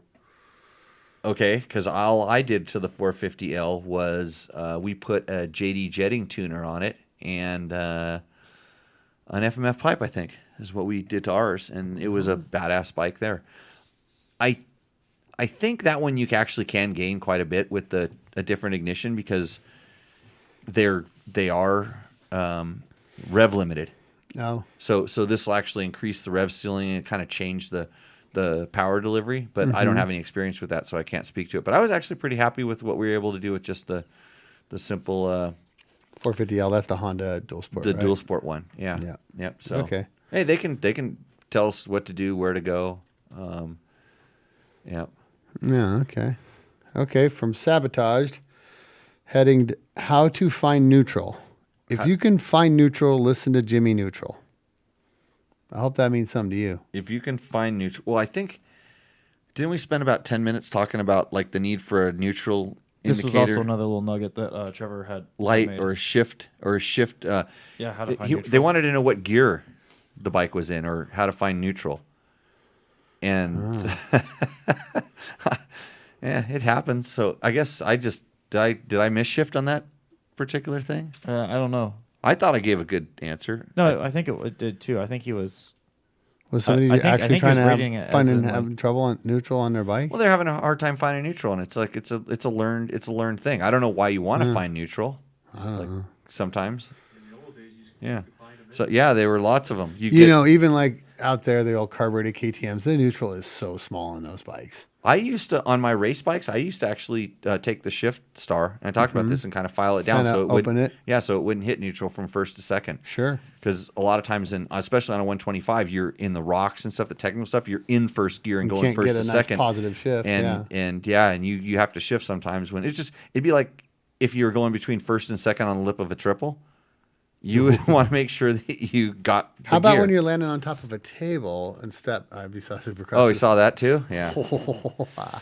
Man, that's gnarly. That is gnarly. Yeah. So, okay. Hey, Curly has something to say. Curly in the chat says, let's be honest. We are looking at parts like triple clamps, hubs, or other such part for the fancy colors they come in. Deep blue, triple, and hubs, 67% more horsepower. And that's proven by Fauci. science. I like Okay. Curly. Yeah, I think he's is he being political there? Somebody's got some stuff. No, not to me. Yeah. We told you his name's not Curly. That's Kyler. I know, but Okay, I dig it. I've been misspelling it since Yeah. mispronouncing it, naming it since I obliterated his name on the first time I read it, Kyler. and I okay. keep going. Keeler. So, All right. I got one more over here. okay, Viper Racing on a 2020 300 XCW test. On the 2020, what's the highest body weight the front suspension can be set up for without having to purchase anything? And for the rear, what does the spring replacement cost roughly? Spring and installation. oh, So, so I would guess. Well, it kind of depends on where you ride on the bike. Is what I always say. And if you're a guy who rides over the front, then I would say once you're over, I would say the limit is 210 pounds. That's my guess. If you're over the front, if you're a guy who's in the middle or the back, you can probably go up to 220, maybe a little bit more. In all honesty, but it's gonna be soft, and if you really slam into something, it's gonna be soft. But that would be the limit. Although at 200 pounds, when I was 200 pounds, I was kind of bordering on the front of that suspension being, a little soft, but not too bad. I raced it box stock at a works race, and I had no problems with it. They had a motocross track, and they actually had one little double thing that was kind of a kicker to double it, the kind of thing where a soft suspended fork would be a problem. yeah. And for sure, the first time I went over it, it went like this, but then I just adjusted my body position. In other words, I ride over the front. Actually, I don't really ride over the front, to be honest with you. Like you know how when you watch older guys as they get older, they start moving towards the back of the motorcycle. So I still think I ride over the front. So I must have really got back when I started hitting and jumping around. So, but anyways, and my rule of thumb is for every 2 spring rates you go up in the back, you should go up 1 in the front. Like that's just kind of my, and this is within This is not if you're a 350-pound dude, you need to do something special. But if you've gone up 1 spring rate in the rear, you don't necessarily have to go up that much in the front. You can usually add some spring preload and or add some oil or both and probably be okay. But if you go up 2 spring rates in the rear, you need to go up 1 in the front, or that bike's going to be very imbalanced. Out of balance. Yeah. And then I find that if you go up in the front too much, it does the same thing to the back. So if you go up 1 in the front just because you want to be stiffer, if you go up 2, you need to go up 1 in the back. This is kind of my Jimmy rule of thumb without having to think about it. How about any of the online spring calculators? Yeah, that you like? Racetech has a spring calculator. That's the only one I've really seen that I've used before. The biggest one or most major. Yeah, one. and you kind of put your weight in there and tells you what it is. What does it cost to you lie about how fast you are on there and install? everything. Spring replacement cost. Springs are about what? 120 for a spring now. 135. Yeah. Okay. Well, 100. Hello. I was going to say 100, Welcome to 2022. 130, 140 bucks for the spring, and probably That much to put it in to to install it. Yeah. Well, it depends on a PDS bike. You got it off and off in 10 minutes. Yeah, Max. I wouldn't tell them that if I owned a shop. Okay, yeah, 150 bucks to have it done. If it's a linkage bike, if it's a Honda CR 450X or L, then it's Yeah. probably $300 to have it installed. Lots of movies. But it does have an XEW, and that is there is no easier No, it's so easy. spring to change on the planet. Pop that in. And the front forks are actually pretty easy to change the springs on too if you have kind of a basic knowledge. Open cartridge, right? Yeah, basic knowledge of that. You can do it without taking the oil out. In all honesty, Yeah, not a whole bunch of tools, really. yeah. And if you do it, if you take your time with it, you don't spill much oil, and you don't have to do anything to Bring it. the old springs out, get the oil. Yeah, ring them out. Ring 'em out so you get the actually. So here's I kind of like people say like how do you they watch me and they go, you're kind of a hack when you do certain things, and so when I change the springs once, I have a tray. That in the spring you can usually take out and it'll actually balance itself. So I had a nice stainless steel tray, and I just pulled the spring out and I set it onto the tray, and just let it dry out, drain down and dry out. And I took the spring off and I poured it over, and I saw how much it put in, and I don't remember the exact amount of cc's. No. But I poured it out, and I saw it pour out, and it's like this, and I know exactly how much that is, like by doing this with the bottle. Yeah. And you, I know Matt's witnessed this. You've seen me do two-stroke oil the same way. Yeah, you've done into my bike, yeah. Oh, is your bike? Yeah. Yeah. So, yeah, Hey, how much gas we put in there? That much right there. Yeah, one Mississippi, two Mississippi. Like the oil. He's like, shouldn't? And I'm like, don't worry, it's 40-1, bro.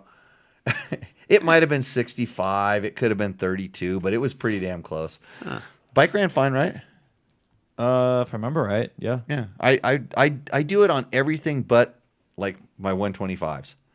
Like the 125s, because I know that they're kind of already on the edge, and I've had one seize. And you're gonna ring them a lot harder than anything else. I've had one seize up, although it was because it was time. It wasn't oil, but I had one seize up on a triple jump, a little triple jump at a janky track, but it was still enough to cause a problem. I didn't crash, but I cased it really hard. But yeah, so like bikes that aren't going to be super stressed, I'll oil it, But so I pull the spring out and I put it back in, and I add the oil back in, and I just add just a little bit, and I know how much it is, and yeah, so that's how I just practice. You take the time to learn some technique that skips a couple steps, and then yeah. What is? I think it was like 7 cc's or something like that. Is what a spring glues to it. If on an open cartridge KTM fork, when you just pull it out and set it down, it was like, I want to say it might have been 7. If you just yank it right out, don't even don't shake it or nothing, just out and in. So I don't know. My forks are a part. Just getting new oil. Yeah, I can see That's that, me. but. Yeah, sometimes I'm changing. I'm going get through it. 3 different types of springs. I will literally wait till it needs service to change the springs. That's how I roll. That's good. That's a good technique. Okay, Yeah. Matt, we're ready to do some Rooster Endo? Rooster Endo. Let's do Rooster Yeah, Endo, and then we'll let's do finish. Rooster Endo. We'll do the Should I grab the board, I guess? bullet round of questions at the end Yeah. there. So while you grab the board, I'm going to play the video submission. Oh, for our first Rooster Endo submission, this is from one Ricky Braybeck. Jimmy. We could use that board again, that old shitty board. I don't care. Yeah, why not? We'll just use it. It's easier to get to. Yeah.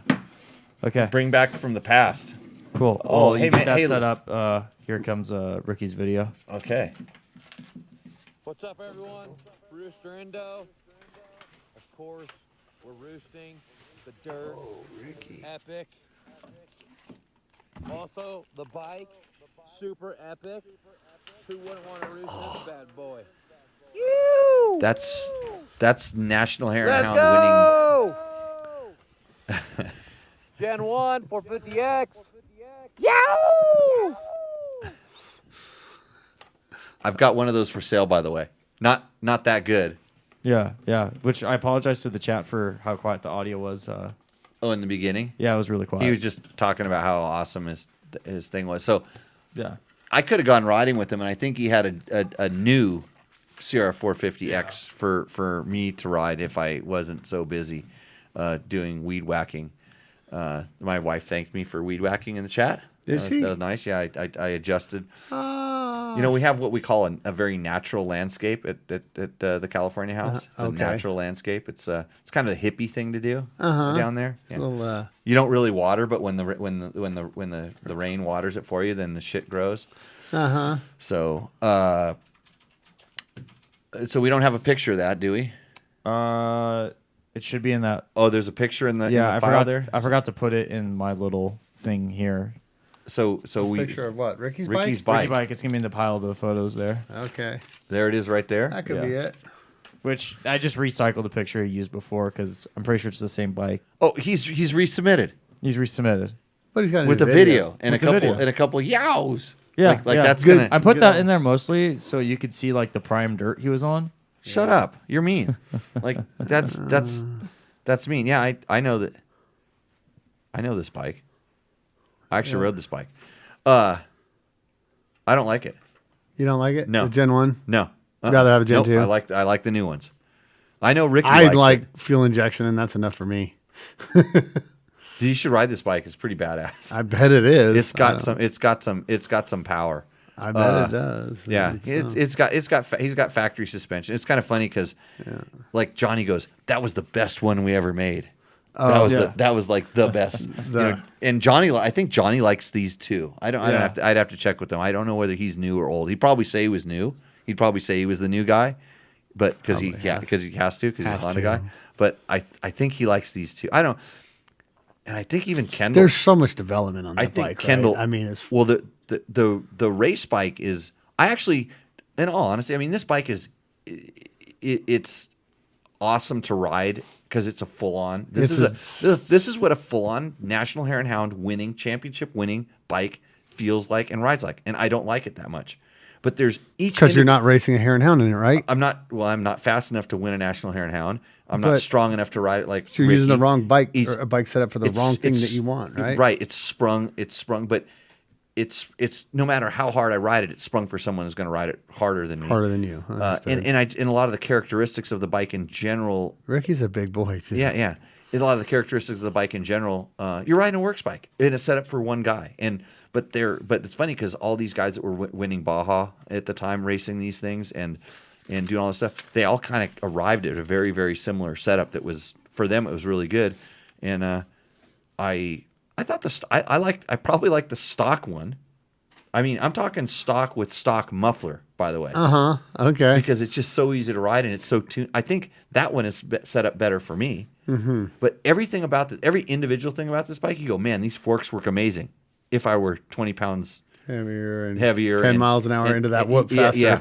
And same thing, the suspension, the rear suspension. The shock is just amazing. You know, and the motor, this motor is amazing. But I don't need that much power, and I'm not riding that hard. And it's not amazing where I want to ride it. Yeah. It's kind of a little underwhelming because you're comparing it to what's up here. And that's probably pretty true with all those top of the level guys' bikes. For such an awesome bike, it's gonna endo because it was a double submission. That's against the rules. He didn't really give us any details on it either. Yeah, no details. He broke the rules. He just sent a video. You had to fish around for a photo. You're making it work. The dirt looked good though. I'm gonna put it right on top of where George's three-wheeler goes. So good job, RB. Thanks for picking the wrong day to go riding with me, even though it rained and it was nice and I was weed whacking my front yard. But maybe next time. Hey, you know what? We should have a contest where you can win a ride with Ricky Brayback. That'd be an awesome contest. That would be an awesome contest. Yeah. That would be cool. I'm not going to get his permission. I would try to win that. I won the contest to go on 2 rides with Andrew Short, but when the tire went flat in the second, I blew up the bike. So. Yeah, I paid $1,500 for that contest. That was an expensive contest. That was an expensive contest for everybody involved. Yeah. I get to go riding with Ricky Brayback next week. Oh, really? Yeah. That's cool. Yeah, I really do. Where are you going? Cabo San Lucas. Ooh, nice. That sounds really Yeah, cool. I don't go to Mexico, but I changed my mind. 'Cause- That's right. Is there Tech Talk next week? No, there's not going to be a Tech Talk next week because I'm going to be riding. I don't know. You know, I don't even know where I'm going to end up on that night, on Tuesday night. I don't know where I'm going to be. I think you should just enjoy the. I'm going to try to enjoy Just it. do No it. stress. Yeah, just yeah. give her a break. Yeah, give it a break. This show sucks anyways. Who'd want to listen to it, watch this? Oh boy, what do we got here? We got Trevor Seguin.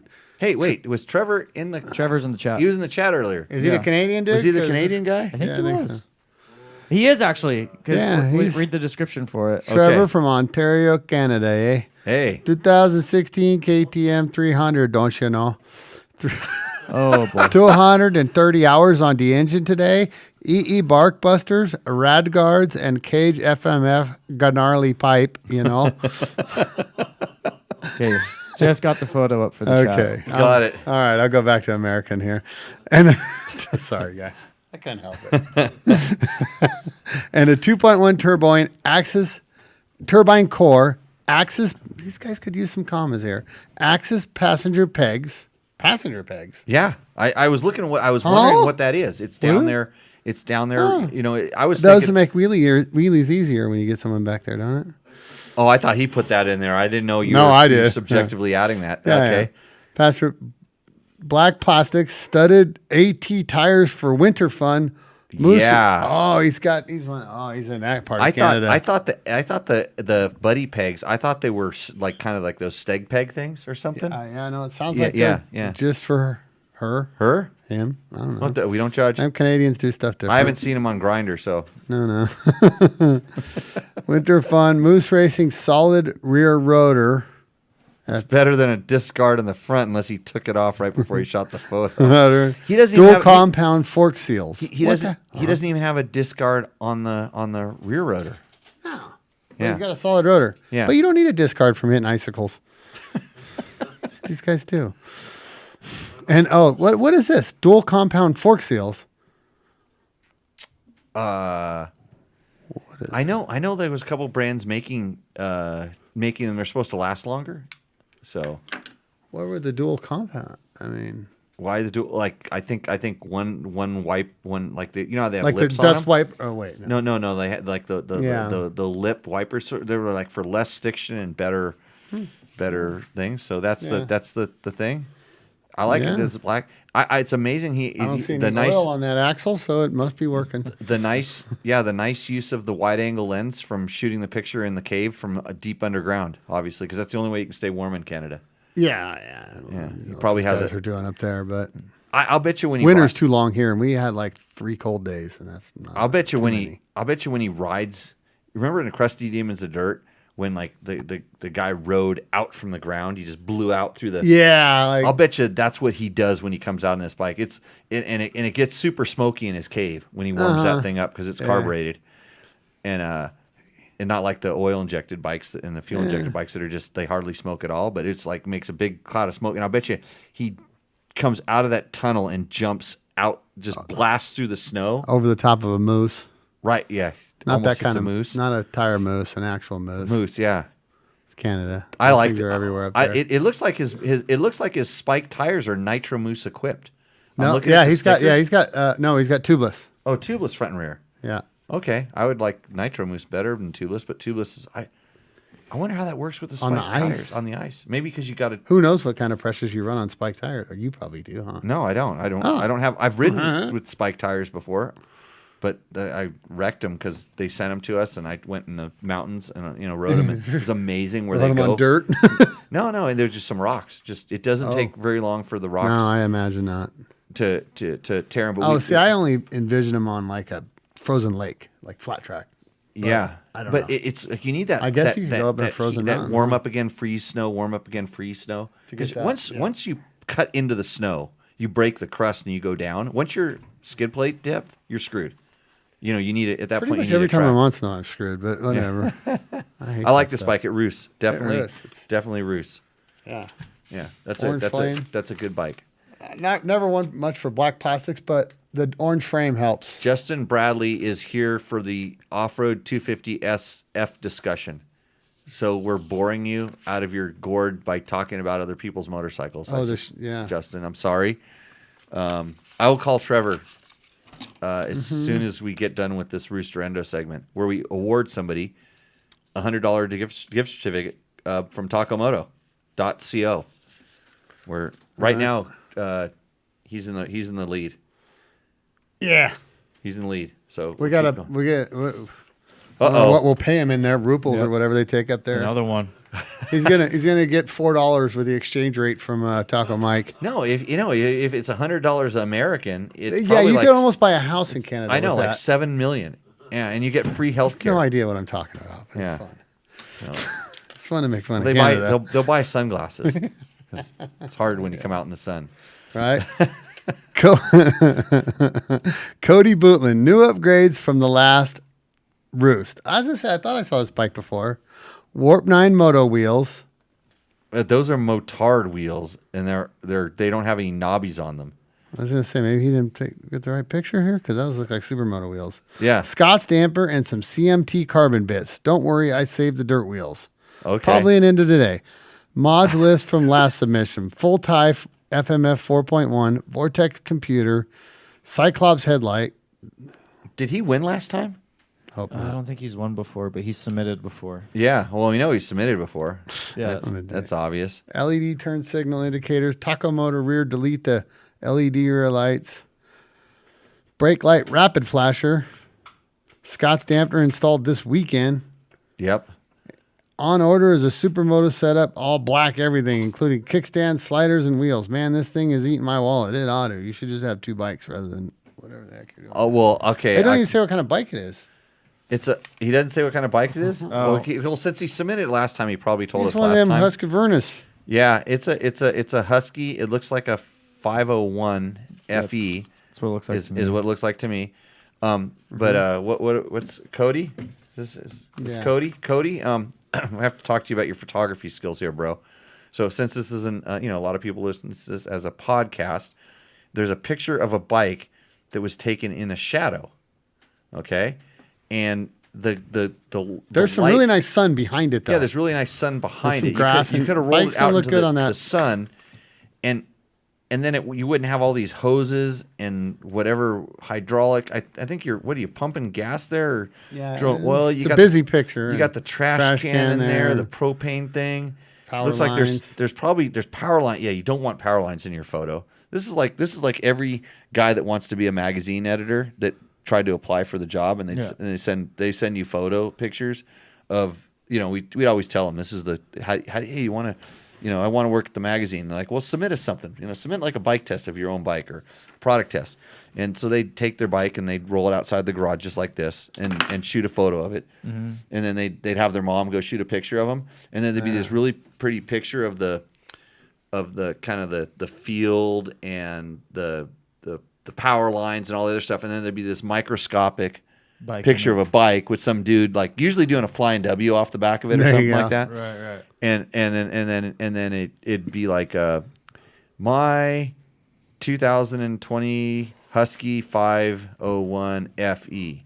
This bike is very good, and I like it a lot. Fast. Yeah, Fast. yeah. And then that was what we got. Right. And Super fast. it's like I'm really good at riding all the bikes and testing them, and I look good in photos. Thank you very much.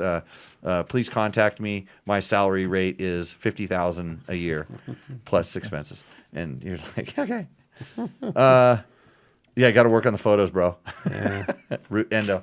It does Endo. Endo and Endo. and he's grabbing a fistful of front brake. The only while thing, he's the endoing. only thing that could make this thing worse is a super oversized front disc rotor guard. Right. That's the only thing that make this worse. Yeah. Thanks for submitting, man. We love you, even though we are not super stoked on your bike at the moment. He knew it was going to endo too. He said so. Well, it's like he projected it on me. Right. I think since I've cut back on the old bottle, the endos have been coming. There's more endos these days. Yeah, more endos. Yeah. Okay, next. Mr. George Justice. Oh, George. He's Familiar. looking for a company Hey, for his Hey, I roosted this bike. I roosted this bike last week. Is this the guy that just drives around town with it, showing off his Raptor? Right, he puts it in the back of his Raptor So he and looks drives like around Pahrump. a guy. I got a Raptor. Yeah, I know with a that bike. guy. I've I got seen a this bi- guy. I got a bike I got too. a sick bike and a Raptor. What do you got? I know this guy. 2006 TTR 125. So usually this bike, He's got a cool wife though. yeah, this bike would ordinarily roost, but I can verify that it was roosted on. Well, flat track probably, right? Yeah, fully roosted. Yeah, And then I saw pictures of him with like ice on his legs because his legs were all sore afterwards and everything.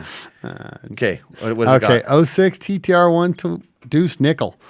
2-inch bar risers, custom rear brake lever modded for flat track. IMS short shifter linkage eliminator lever.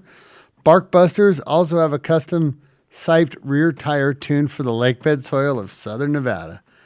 Green sticker in California.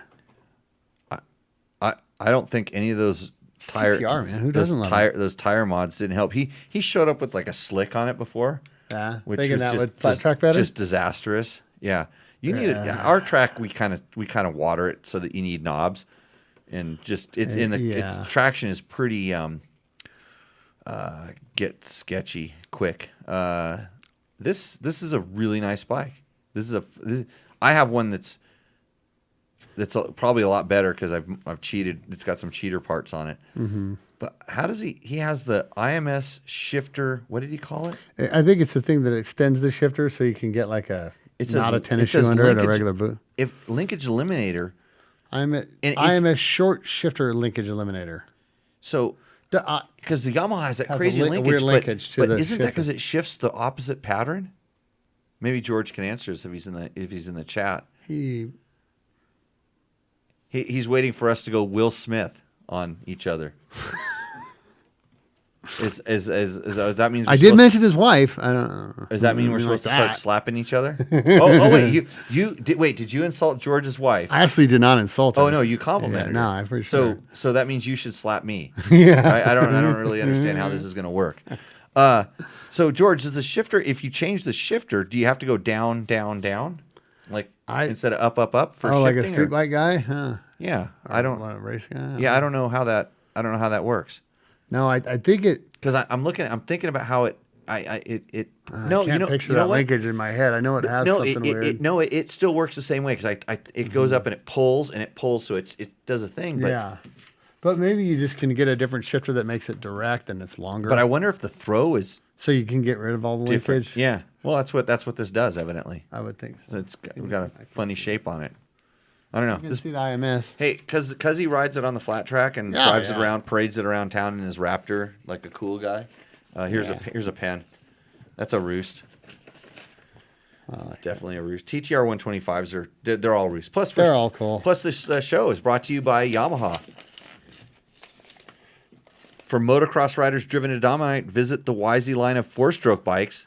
That's the family fun line of 4-stroke bikes, and they're built for victory. They still make TTR 125s, by the way. Visit YamahaMotorsports.com today to explore what's new and improved for 2022. Okay, next bike. Old TTRs run good, don't they? They just kind of work. Yeah, that's all I can say about them. We have those. We have the bikes in our They're rental always fleet. the easiest ones to get. Whatever going after summer or whatever. Oh wait. You got the wrong thing. Yeah. Oh boy, bingo! Hold on, wait. Go ahead. Ding, ding, ding. Lucas Stanoius, a 2010 FE 570. Yeah, you have to have one on every show. Oh yeah. 220-hour blue plated. Road legal in Ontario. It's more Canadians. More Canadians. This you're gonna get this guy's above ground. He is. Look at that. He's actually out in the wilds. I can't believe that. Oh, the tree cover is so dense and dark there that they can ride underneath here and feel like they're underground. Mm-hmm. Yeah. I don't know what they do. Dude, look at that thing. That thing. Take her out for a rip, are you, bud? Okay, what do we got done to this thing? Oh, okay. Tall It's got seat. Yeah, it looks like I can see that. FMF Q4 slip-on, Right. OEM power switch. Yep. Does that good. have map switch? Yeah, map Okay, switch. cool. Guts Racing tall gripper seat. Yep. Almost said grinder seat. Grinder seat. Jump on that, somebody. Pro Taper Contour Woods High Bend. Enduro Engineering rad braces. Enduro Engineering full wrap handguards, tugger straps front and rear. Better be a strong guy to use those, right? On a Husaberg 570, yeah. Yeah, But yeah. you don't need to because it never don't never get gets stuck. Yeah. Just spins the world out of its way Uh-huh. if needed. Warp 9 MX foot. I'm surprised I didn't say that. I'm getting snappy over here, brother. Warp 9 MX foot pegs, Motion Pro quick turn throttle. You got one of those? You want to know what? On my 2008, yes, I do. Okay. Yeah. So does it take like a little less turn to get to full throttle? Is that what that is? Like Yeah. a quarter turn Yeah, versus whatever. I don't know what they are. It's funny because they sent Motion Pro when it was that was a new thing. They sent it out, and I figured it's the Husaberg 570. I'll put the least aggressive one in there, and it just took so long to turn the throttle. That had just, and somebody ahead of you was thinking that when they built it, huh? Yeah, I thought I'll just smooth this thing out, and so they have one that was way mellow, one that was medium mellow. It was like blue, yellow, red, and black, or whatever the thing was, and I put the way mellow one in there, thinking, oh, this will, and I just didn't like it, and I know a lot of people that do because the throttle cams were getting popular, like the G2 throttle tubes. All right. And but I ended up going to the more aggressive than stock one, which makes it. I want to say it's still a quarter turn, but it makes like an eighth turn throttle. I fun. loved it. Yeah. So this guy's onto something there if he's doing that, and plus So if he has fine. that seat, he's a big boy. Right. And yeah, that bike's pretty big. And huh? bigger guys It does tend not to- feel small anyway. Yeah, they tend to kind of squash the power of a motorcycle. So like bikes that hit hard for like a lighter guy, and I'm not a lighter guy anymore, but when I was a lighter guy, sometimes a big guy rides them and they're smooth. Yeah. So it's sure. it's That's interesting. Yeah. Math. P3 carbon head pipe guard, Super Sprox gearing, 1348. Right? You should get DDC. Yeah, get your shit together, bro. OEM KTM headlight, front and rear facelift. Mm-hmm. Dunlop MX53s. Mm-hmm. Okay, absolutely love this Berg up here as a proper dual sport setup. Up here, that means when he's above ground. That Right. Oh, yeah, okay. He's up there spying on Russia. But as my interests are bringing me into the more technical single trail XC racing, I could use the Taco Moto bucks to roost up my new 2017 KTM 250 XE.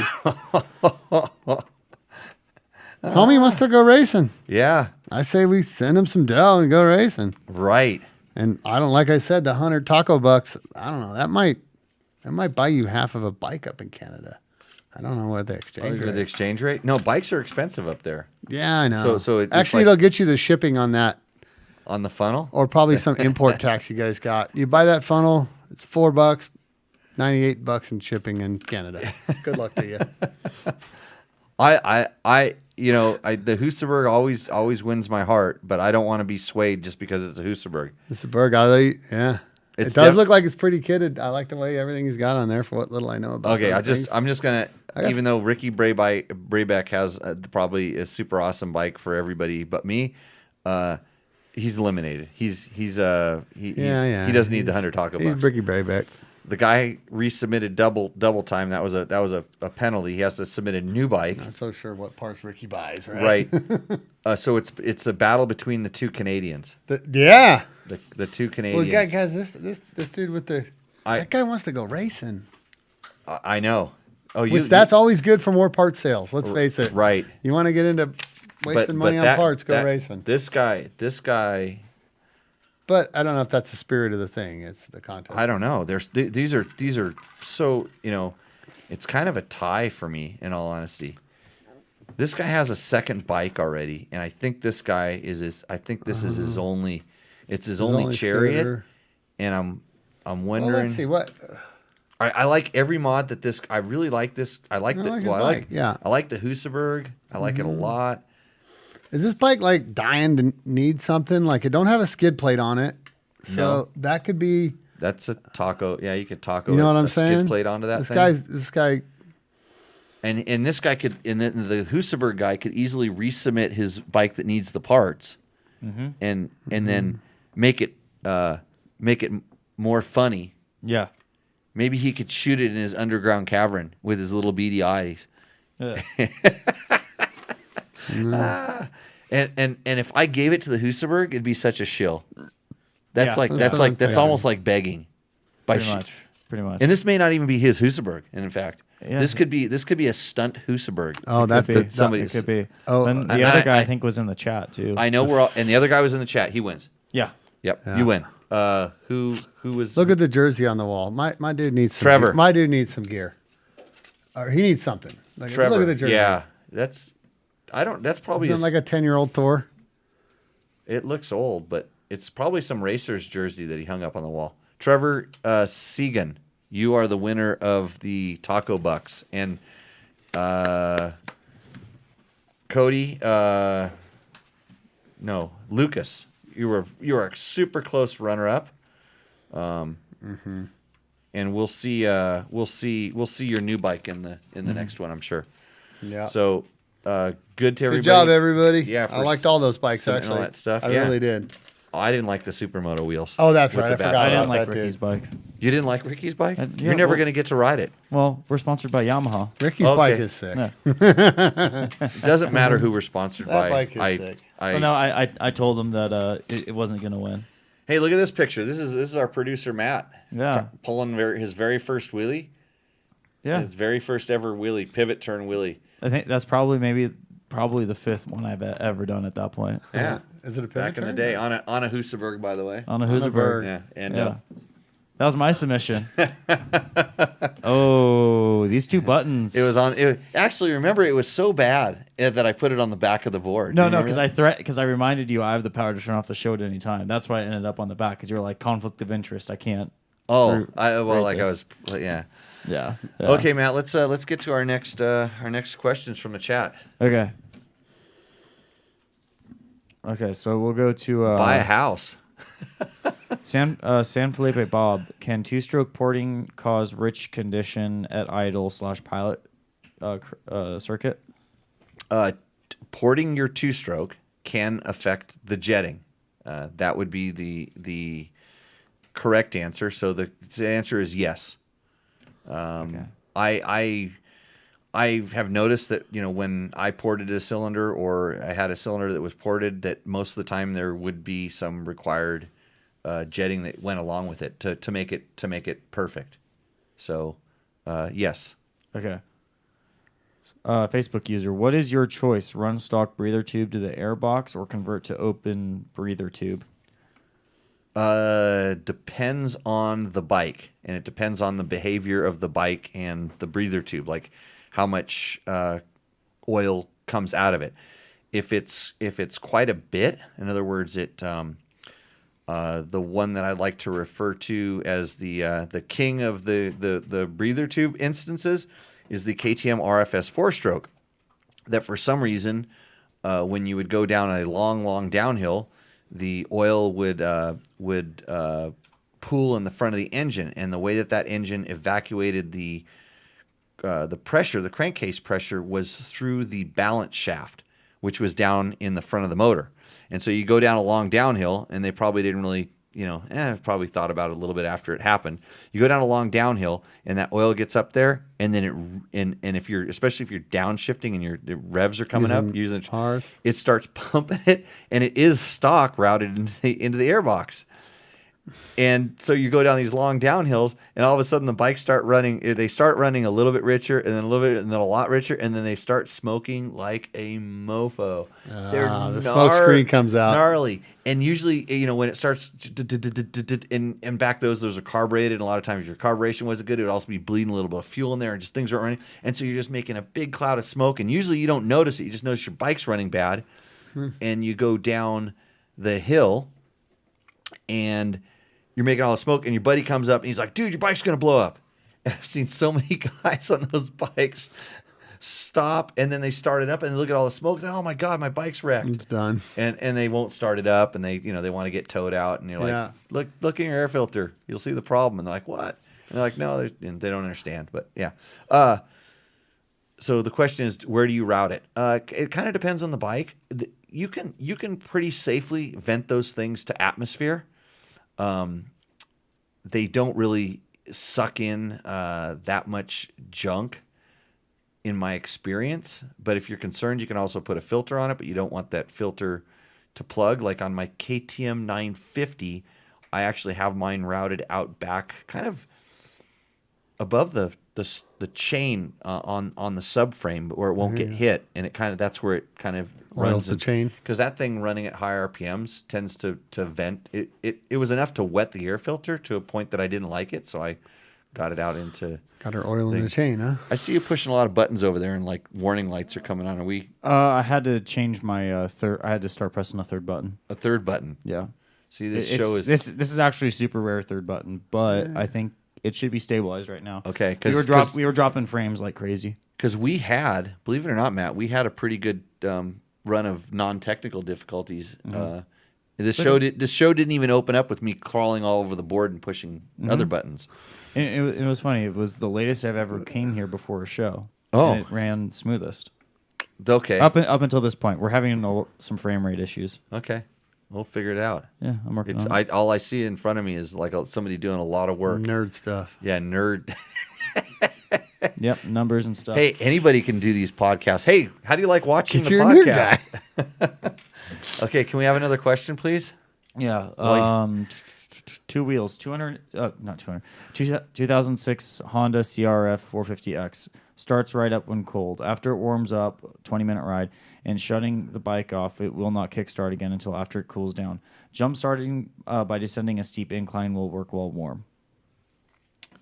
2006 CRF 450X, Yeah. but does it have a electric starter? I don't think so. A 450X always had an electric starter. So I'm wondering why somebody that came. Oh, it was a friend of ours. The friend of a friend came ride. They were the ones that were riding here on Saturday. Remember, there was the three guys that were riding there. Yeah. He had a nice Yamaha WR250 that had an electric starter on it, but he kicked it every single time. I'm like, why do you do that? And he goes, starter doesn't work. And I'm like, well, the battery or whatever. He's like, I don't know, just doesn't work. I'm like, okay. That's the first thing I'd fix. I know. That's why I get when I see people pushing motorcycles around, like they're pushing them for like you're gonna push it from here, 100 feet over to your truck, and it's like, well, why don't you start it? I don't like to push things without a motor or push things with the motor. It's like, start it, especially if they have electric start. So, boy, back to that question. Well, if your electric start worked, it might start, but it starts when it's cold, but not when it's hot. So typically for me, I like to lean on when they heat up and they don't start. It seems to be more on the electrical side than it is on the carburetor side. Not always, but just sometimes there's something going on with your stator, the pickup coil, the exciter for the the spark, and sometimes it just takes some RPM, like you're suggesting, for it to generate enough, whether it's the pulse or generate enough power to get the thing to spark. Now, the fact that you have electric start and you're not using it also makes me lean a little bit more towards you're having some sort of an electrical issue. Yep. And maybe there's something wrong with the voltage regulator, or I don't know. So hopefully that gets you someplace. But man, that's a tough question. Like, if it doesn't start when it's cold, I go straight to like valves. Valves, yeah. Yeah, on the 4-strokes, or pilot jet is plugged, or it runs with the choke on. Well, your pilot jet's plugged. That was the other thing about this Yamaha. He had to turn the he was kicking it, and he had to turn the choke on every time to get it started. And it probably doesn't ride the bike that often. But I told him, I said, hey, if you just turn the throttle twice, it's almost like turning the choke on, and it would start. And it would. Yeah. Accelerator pump sort of works just like a thing. And then George asks if your Honda CRF 450X has a loss of compression when it's hot, or is it vapor locked, or is it too rich? And Rich Barrows says the valves are tight. Typically on the Hondas, my experience is if they're tight, they loosen up a little bit as they warm up. So they're tighter when they're colder, if that makes so it's usually the symptom is a little more prevalent when it's cold. So yep. You know, we were going to call Trevor. Let's try to call. It's past his bedtime, which is probably what I was shooting for potentially. So I'll put him on the. Do we have any other? Yeah, we got a couple more here. Okay. So from Ricky Brayback, question for Jimmy Lewis. I was riding today and my bike was hooking up so good. I wasn't used to it. I like more of the dry slick desert. So what would you recommend I do to be a better cake dirt bike rider? Get rid of half your knobs. I told you. I knew this was coming to pick on me. Yeah. And torture me. You Use a really old tire. Yeah, use an old tire when That's what I traction's said. good. Yeah, so just That way you get back to what you're used to. factory guy. Chalky desert. Don't have somebody put new tires on your bike. Actually, he changes his own tires.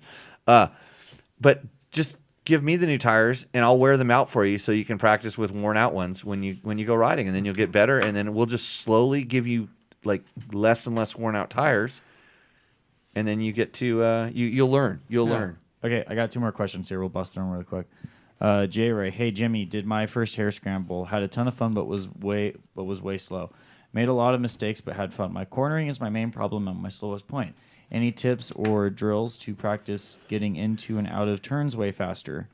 Don't use the brakes. Just kidding. So JimmyLewisOffroad.com/online courses. no, those are only for beginners right now. Yeah. He's already riding, so No. you know we had. Did I tell you somebody complained that our beginner courses were too beginner? Oh.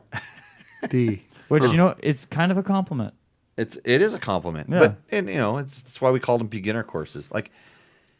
Like my standard for a novice is pretty high. Like beginner to novice, there's a pretty big jump. Means you can basically it means you can functionally operate all of the things. But my jump from novice to intermediate is huge. Like I think a novice should be able to come to a complete stop and then go again without putting a foot down. And if you can't do that, you're a novice. I don't care what class you race or anything like that. If you can't ride up, come to a complete stop without putting a foot down and then go again, you are a novice, because that's how out of balance you are. And so he's wondering about the turns. Repeat the part about the turns one more time. He wants to pick up his corner speed. Yeah, he wants drills to practice getting in and out of turns way faster. Way faster. Yeah. Well, do you have the online magic serum?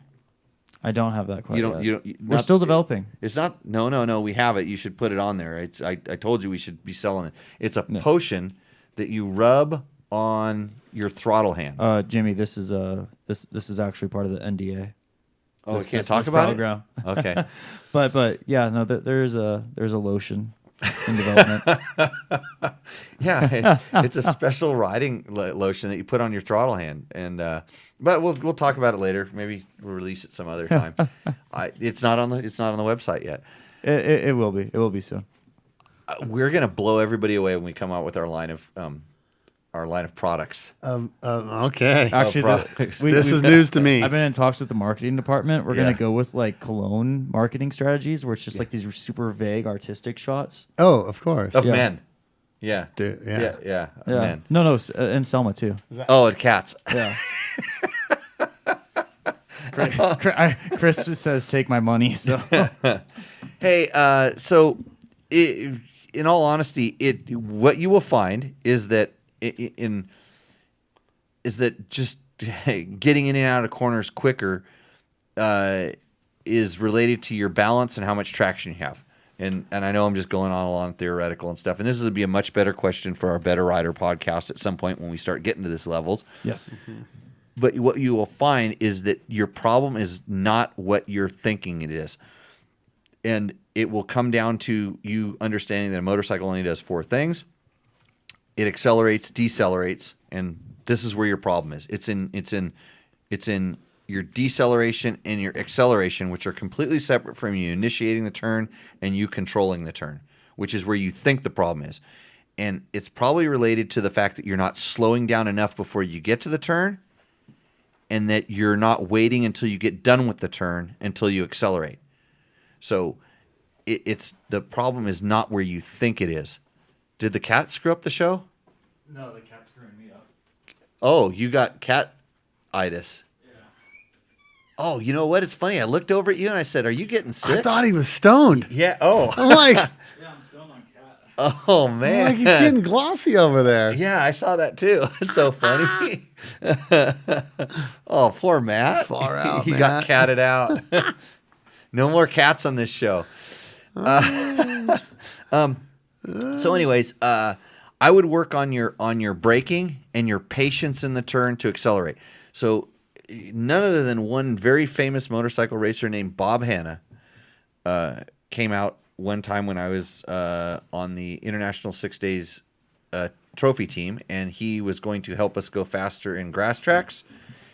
And he basically watched all of us ride and said, "You guys are helpless." And that was mostly after just being completely amazed by how fast Scott Summers could operate an XR600, riding like a complete goon, elbows down with handlebars cut to 26 inches. And Bob's chin was on the ground, just like, I don't know. What are you guys doing? But he was super cool because he was actually excited to come out and help us, and he knew he could help us, even though we were kind of a little bit helpless. But I've been to a lot of riding schools by that time, and I'd seen a lot of things. But he kind of explained this pie section of the turn where all the problems happen. And his theory was you go 110% in and 110% out, and you ride around that pie section, the turn, at 85%, 80%, and then the math all works out if you're into going more than 100%, which is impossible, but I like to think about it that way. But his thing was I could outbrake anybody, and I took that to heart, and I started practicing my brakes and my brakes and my brakes, and I still feel like I can outbrake anybody, even at my elevated age and slow reaction times and all that stuff. But I'll still outbrake you, and if I can't, I'll use you as the brakes that I forgot. And so I think that the trick is to slow down to go faster. It's really learning how to slow down and then take your time around that turn. Do a little nothing in the corner. Because really, you're not really doing, quote, a controlled turn. You're probably doing 4 or 5 different controlled turns. You're going in there and you're basically, because you're, like I said in the beginning, out of balance. And doesn't seem like you're out of balance, but it really is what the problem is. And you can be better on the brakes and you can be better on the acceleration with better balance. But for the turns, it really rears its ugly head. So, yeah. Hopefully that helped. I think it did. Okay, and then last question from Come the to my chat riding here. school, www.jimmylewisoffroad.com. We can help you for sure. There we go. There's the plug I'm looking for. Right. Bill Hall, what is Jimmy's setup for the flex bar? The different color rubber pads specifically. Ooh, good question. Fasst Company, fastco.com. What's the website? I forgot now. I think it's fastco.com. I'm gonna Fastco.com. If you Google fast flex bars, Fast Flex Bars, yeah. FAAST. There we go. It is just Or fastco.com. Fastco.com. FASST. Yep. Yeah.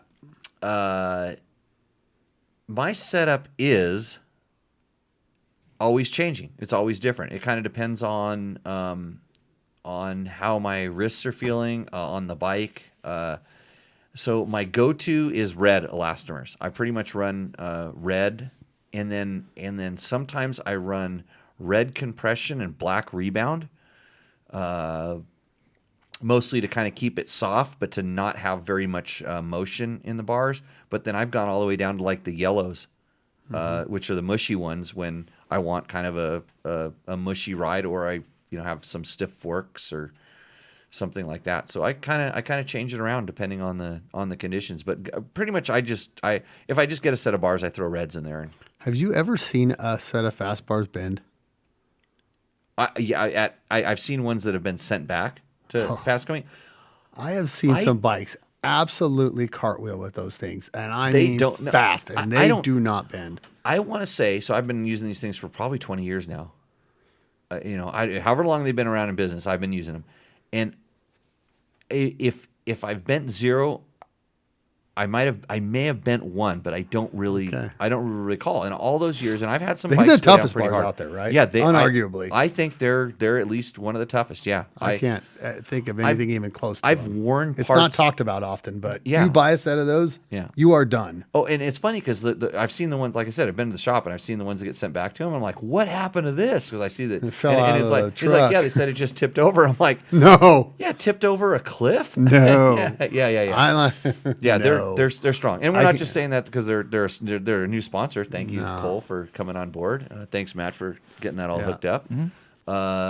So red is my kind of go to, but it's a Is personal that the thing. stiff one or what? I can't remember think right now. I think it's like the Second to intermediate. It's in the middle Yeah. because there's blue, yellow, red, and black, and I know black is really stiff, and I think yellow is the mushiest, and then blue is, and I don't use too much blue. I don't know why. Maybe because I don't like blue, Yeah. except for my Yamaha.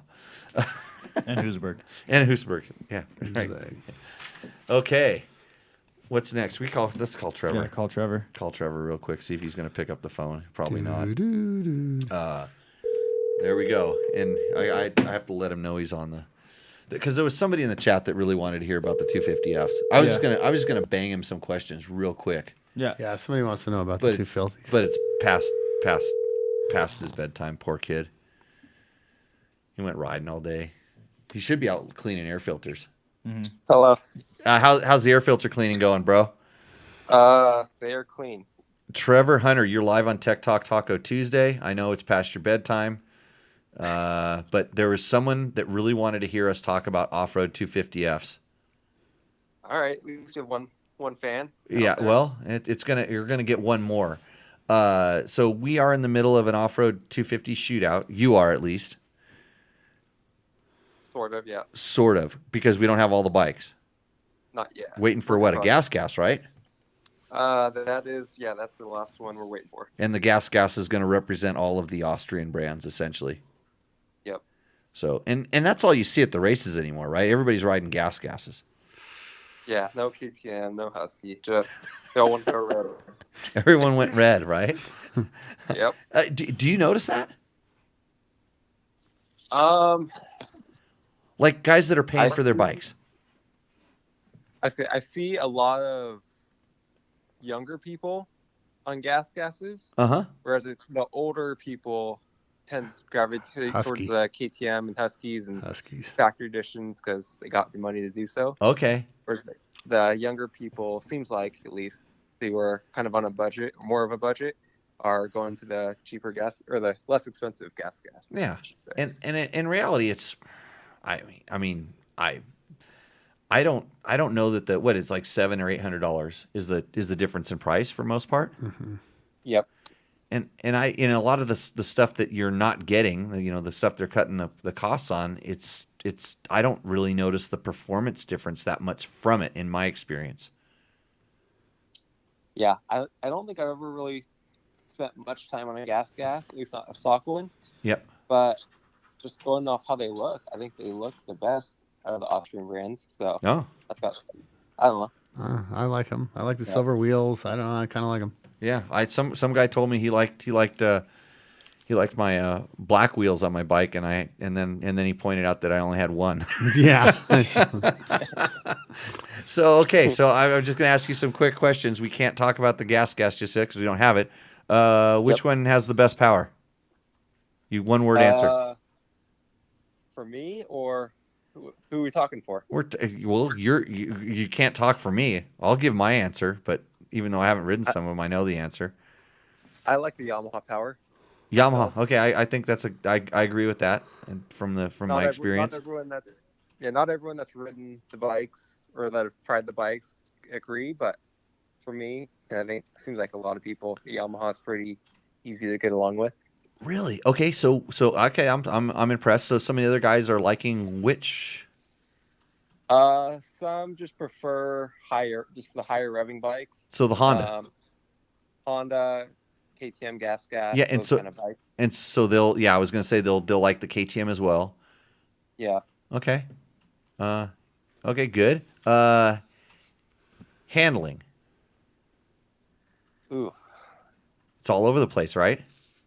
That's a tough one. Yeah. I'm gonna say that they're gonna like I'm gonna say that the Honda handling is nice and light and very agile. I was gonna say, the Honda might take the slight lead in my book. Yeah. Of the three I've ridden so far. And other guys are all over the place. Yeah. I haven't really. Yeah. They're all different. The Yamaha seems to people that aren't used to riding Yamaha. It's kind of they jump on real quick for 5-10 minutes and don't really like it. Yes. But that's one of those bikes where once you spend an hour on it, it just feels normal. Right. But So the Yamaha would feel a little bit heavier. Heavier And a little wider. It feels in the beginning it feels a little less. It feels short or tall. Yeah. And maybe a little bit. It in your first impression in that 5 minutes, it feels a little bit unstable compared to the other ones. And then, like you say, you put time on it, and then that all goes away. Yeah, it kind of warms. You warm up to it pretty quick. But it is very stable. Yes. Yeah. Yeah. Very, very. Okay. Yeah. And the suspension. Honestly, I got to say, all are very, very good. And they've all gotten a little bit stiffer, like the motocross influence, which you like because you're like Grand Prix and smacking things. Yes. The motocross stiffness is kind of carried over a little bit. Yeah, I could say I could comfortably race all three bikes I've ridden in stock trim and feel safe. So Yamaha, Kawasaki, and Honda. Yep. Yeah, they're all. For a couple years ago, I probably couldn't really say that, but now they're all like really stiff and more motocrossy, like you said. Pretty close. For expert pro level off road racer, Grand Prix racer, they're pretty well set up. Which is the most motocross, the KX? Yeah.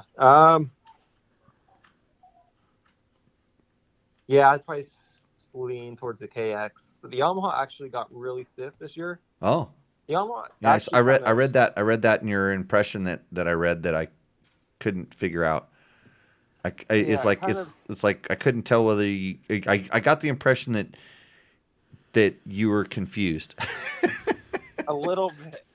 It like the front end, the forks felt pretty stiff. Then the shock felt a little softer. So it kind of just didn't feel super balanced. Whereas like the Honda, and then now riding the Cowie today, more so the Honda, because I've spent more time on that. I felt more balanced right out of the box. Yep. But the Yamaha's kind of different from what it's been in the past. Yeah. So. Better for you. Maybe not as good for the GNCC guy or something. Yeah, I would say that. Yeah. Well, we'll get him out here. I'll put him on a GNCC loop, and we'll figure it all out. More ISD special tests, that kind of stuff, as opposed to you pounding through hoops. That's why I didn't go with you today. Did you pound hoops? Yeah. There was a couple of hoops out there. Yeah. A couple big ones. Did you see Ricky? I haven't Supercross crystals. No, didn't see Ricky. I saw a group of locals or something, and it really scared me watching them. So I kind of backed her down a little bit. They were some wild cards out there. You didn't invite them over to ride the test bikes, Trevor? Get a real world opinion. If they would have stopped, I would have, but they just kept riding. I don't even know if they saw me. Are they wearing baggy gear? They're LBZs. Baggy gear, visors down, goggle straps off the helmet, hitting each other. Yeah, great. Anyways, well, we're looking forward to getting the first impression of the Cowie's going up pretty quick. Yeah, hopefully tomorrow. Okay. Man.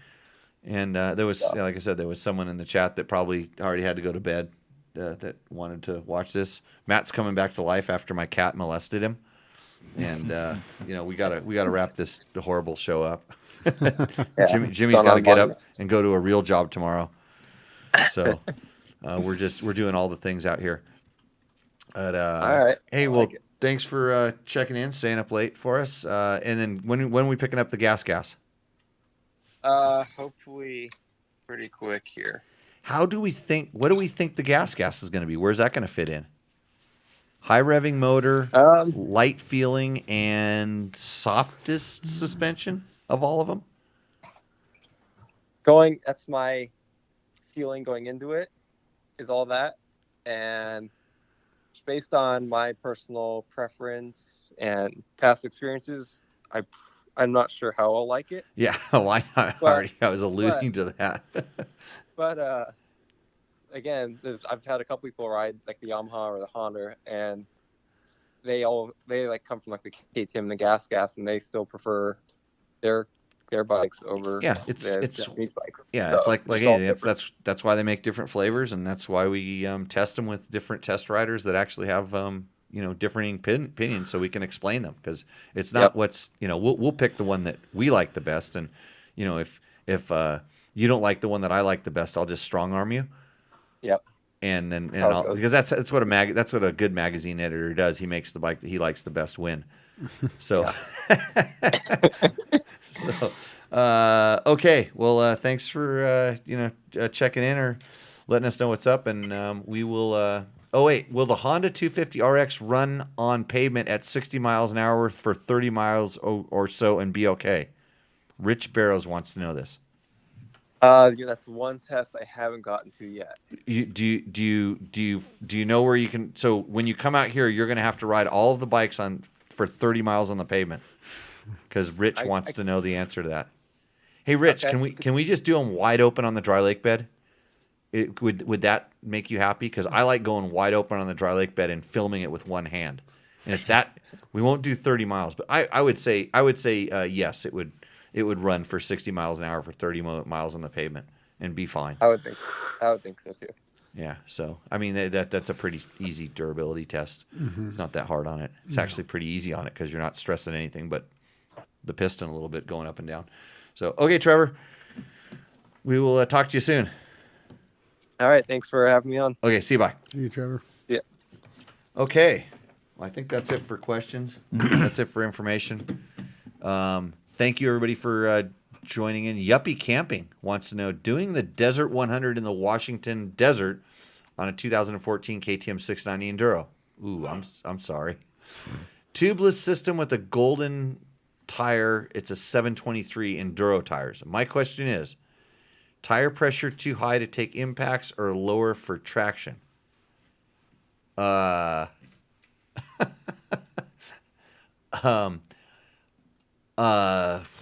the tubeless, the tubeless, no matter what, your inside one is going to be 110 psi, and your outer pressure is the one that you're going to feel while you're riding. And I would run that bike at, and I've run those tires on my KTM 950, and I'm trying to remember. They were kind of stiff in the carcass, so on that bike I would go like 18. And this is something you don't have to worry about the impacts, because you're not going to pinch a tube. There you go. And that ground up there is kind of sandy, from what I know. So it's not like it's. I mean, I'm sure there's some rocks and stuff like that, but unless you slice the sidewall, you can pretty much almost bend the rim and still it. The new tubeless are actually pretty good about not leaking. I try 18, and the problem is you're kind of trying to find this happy spot between the bike not wallowing, and the bike not wallowing, because that's a horrible handling characteristic, and then not being too much pressure to where the tire is actually able to get traction by being able to conform to the ground a little bit. But I will tell you that you would get a lot more traction if you came to my school and you were in balance. That's the key to all the traction. Hey, look for a Paul Neff up there with Sispus Cycles. He'll be probably racing his rally bike up there. And Paul Neff can teach you. CispusCycles.com has off-road training during the summer up in Washington. And he can help you with that traction, and it won't matter what pressure you're running in your tires. So, just a little thing. I've hit doubles with 4 psi in my rear tubeless, but that's also on an XC300, It held up fine and didn't bend anything, but for higher speed, I'd run at least 12. Yeah, Chris, and also on that bike, since it's a heavier bike, like I said, you don't want that wallow that comes with lower pressures. And my experience But is 4 psi, it's going straight. One thing, it's when you put that thing in a turn where you're gonna hate that thing. Yeah. Well, and You're like hitting a double straight. I wouldn't. Yeah, if you're not taking off, like you can actually lean, and with the 4 psi, the tire's going to roll. Oh, it's scary. Yeah, I it's, hate that it's feeling. sketchy. Yeah. Well, it's like 4 psi. Okay. With that, do you have anything else, Jimmy? You have any sponsors you want to plug? Any reads you need to do? Me? No. No. What about somebody needs a door in Las Vegas? Don't look yet. Yeah, I got lots of competitors. Give them a holler. We're busy. He's gonna be asleep. He's gonna be asleep at his desk tomorrow because I'm doing this show. But hey, they really liked your comment there about what was the one about the? Sorry, all the Canadians today. Yeah, I'm an American. What am I going to do? yeah, we can't help ourselves. So Arrogant American. yeah, hey, if you like the new set, hey, Ryan Hanna, RBH Artworks, did that nice drawing up there. I threw a couple more old vests that I had laying around, some little trinkets and stuff. Like to thank all the sponsors. Yamaha, Scott Sports. Oh, I'm getting some new transition light-sensitive lenses here coming pretty soon. I love those things. Knowles is going to get me hooked back up. Moto, of course, we're sponsoring Rooster Endo. Submit your bikes. We have some openings for next week's show. Not 2 weeks. You get 2 weeks to put them in because I'm taking a week off. I will probably make a post just asking for Rooster Endo bikes. Right. next Yuppie week. Yuppie Camping says thank you. Thank you, Yuppie Camping, for checking in. Good luck in your race, brother. Trail Tech, maker of the Voyager Pro GPS unit. You need one of those if you're going to go get lost because it'll show you where you came from. Fasst Company, Costa Rica Unlimited, Climb, and don't forget to check out the Better Rider podcast where you can learn a little bit about our staff and some of our teaching techniques. Use our Amazon links on the website at www.dirtbiketest.com and the Rocky Mountain MC links if you're buying stuff for your bike. So with that, Matt, thanks for surviving the cat attack. Yeah. No problem. The cat dander that just did you in. Well, it was my fault because I invited her on my lap and then Can't turn away a little pussy. Yeah, and then she and then like that was fine, but then she started sticking around, and then that's when it was like, because I've had her on my lap before and it's been fine. Yeah, but normally she gets put right back outside. Yeah, I think I'm going to be banned from Instagram for the cat butt photo. Cool. So, Jimmy, thanks for showing up. Thanks for Happy supporting. to be here. Thank you. Supporting your kid. Yeah. So everybody, thanks for joining the show. Tell a friend, subscribe, like, do whatever. You throw some thumbs up, thingamajiggers, or however they do it in that social world. And you can find me on OnlyFans at Husaberg570. Yeah, we have to end the show right now. Goodbye. Okay, guys.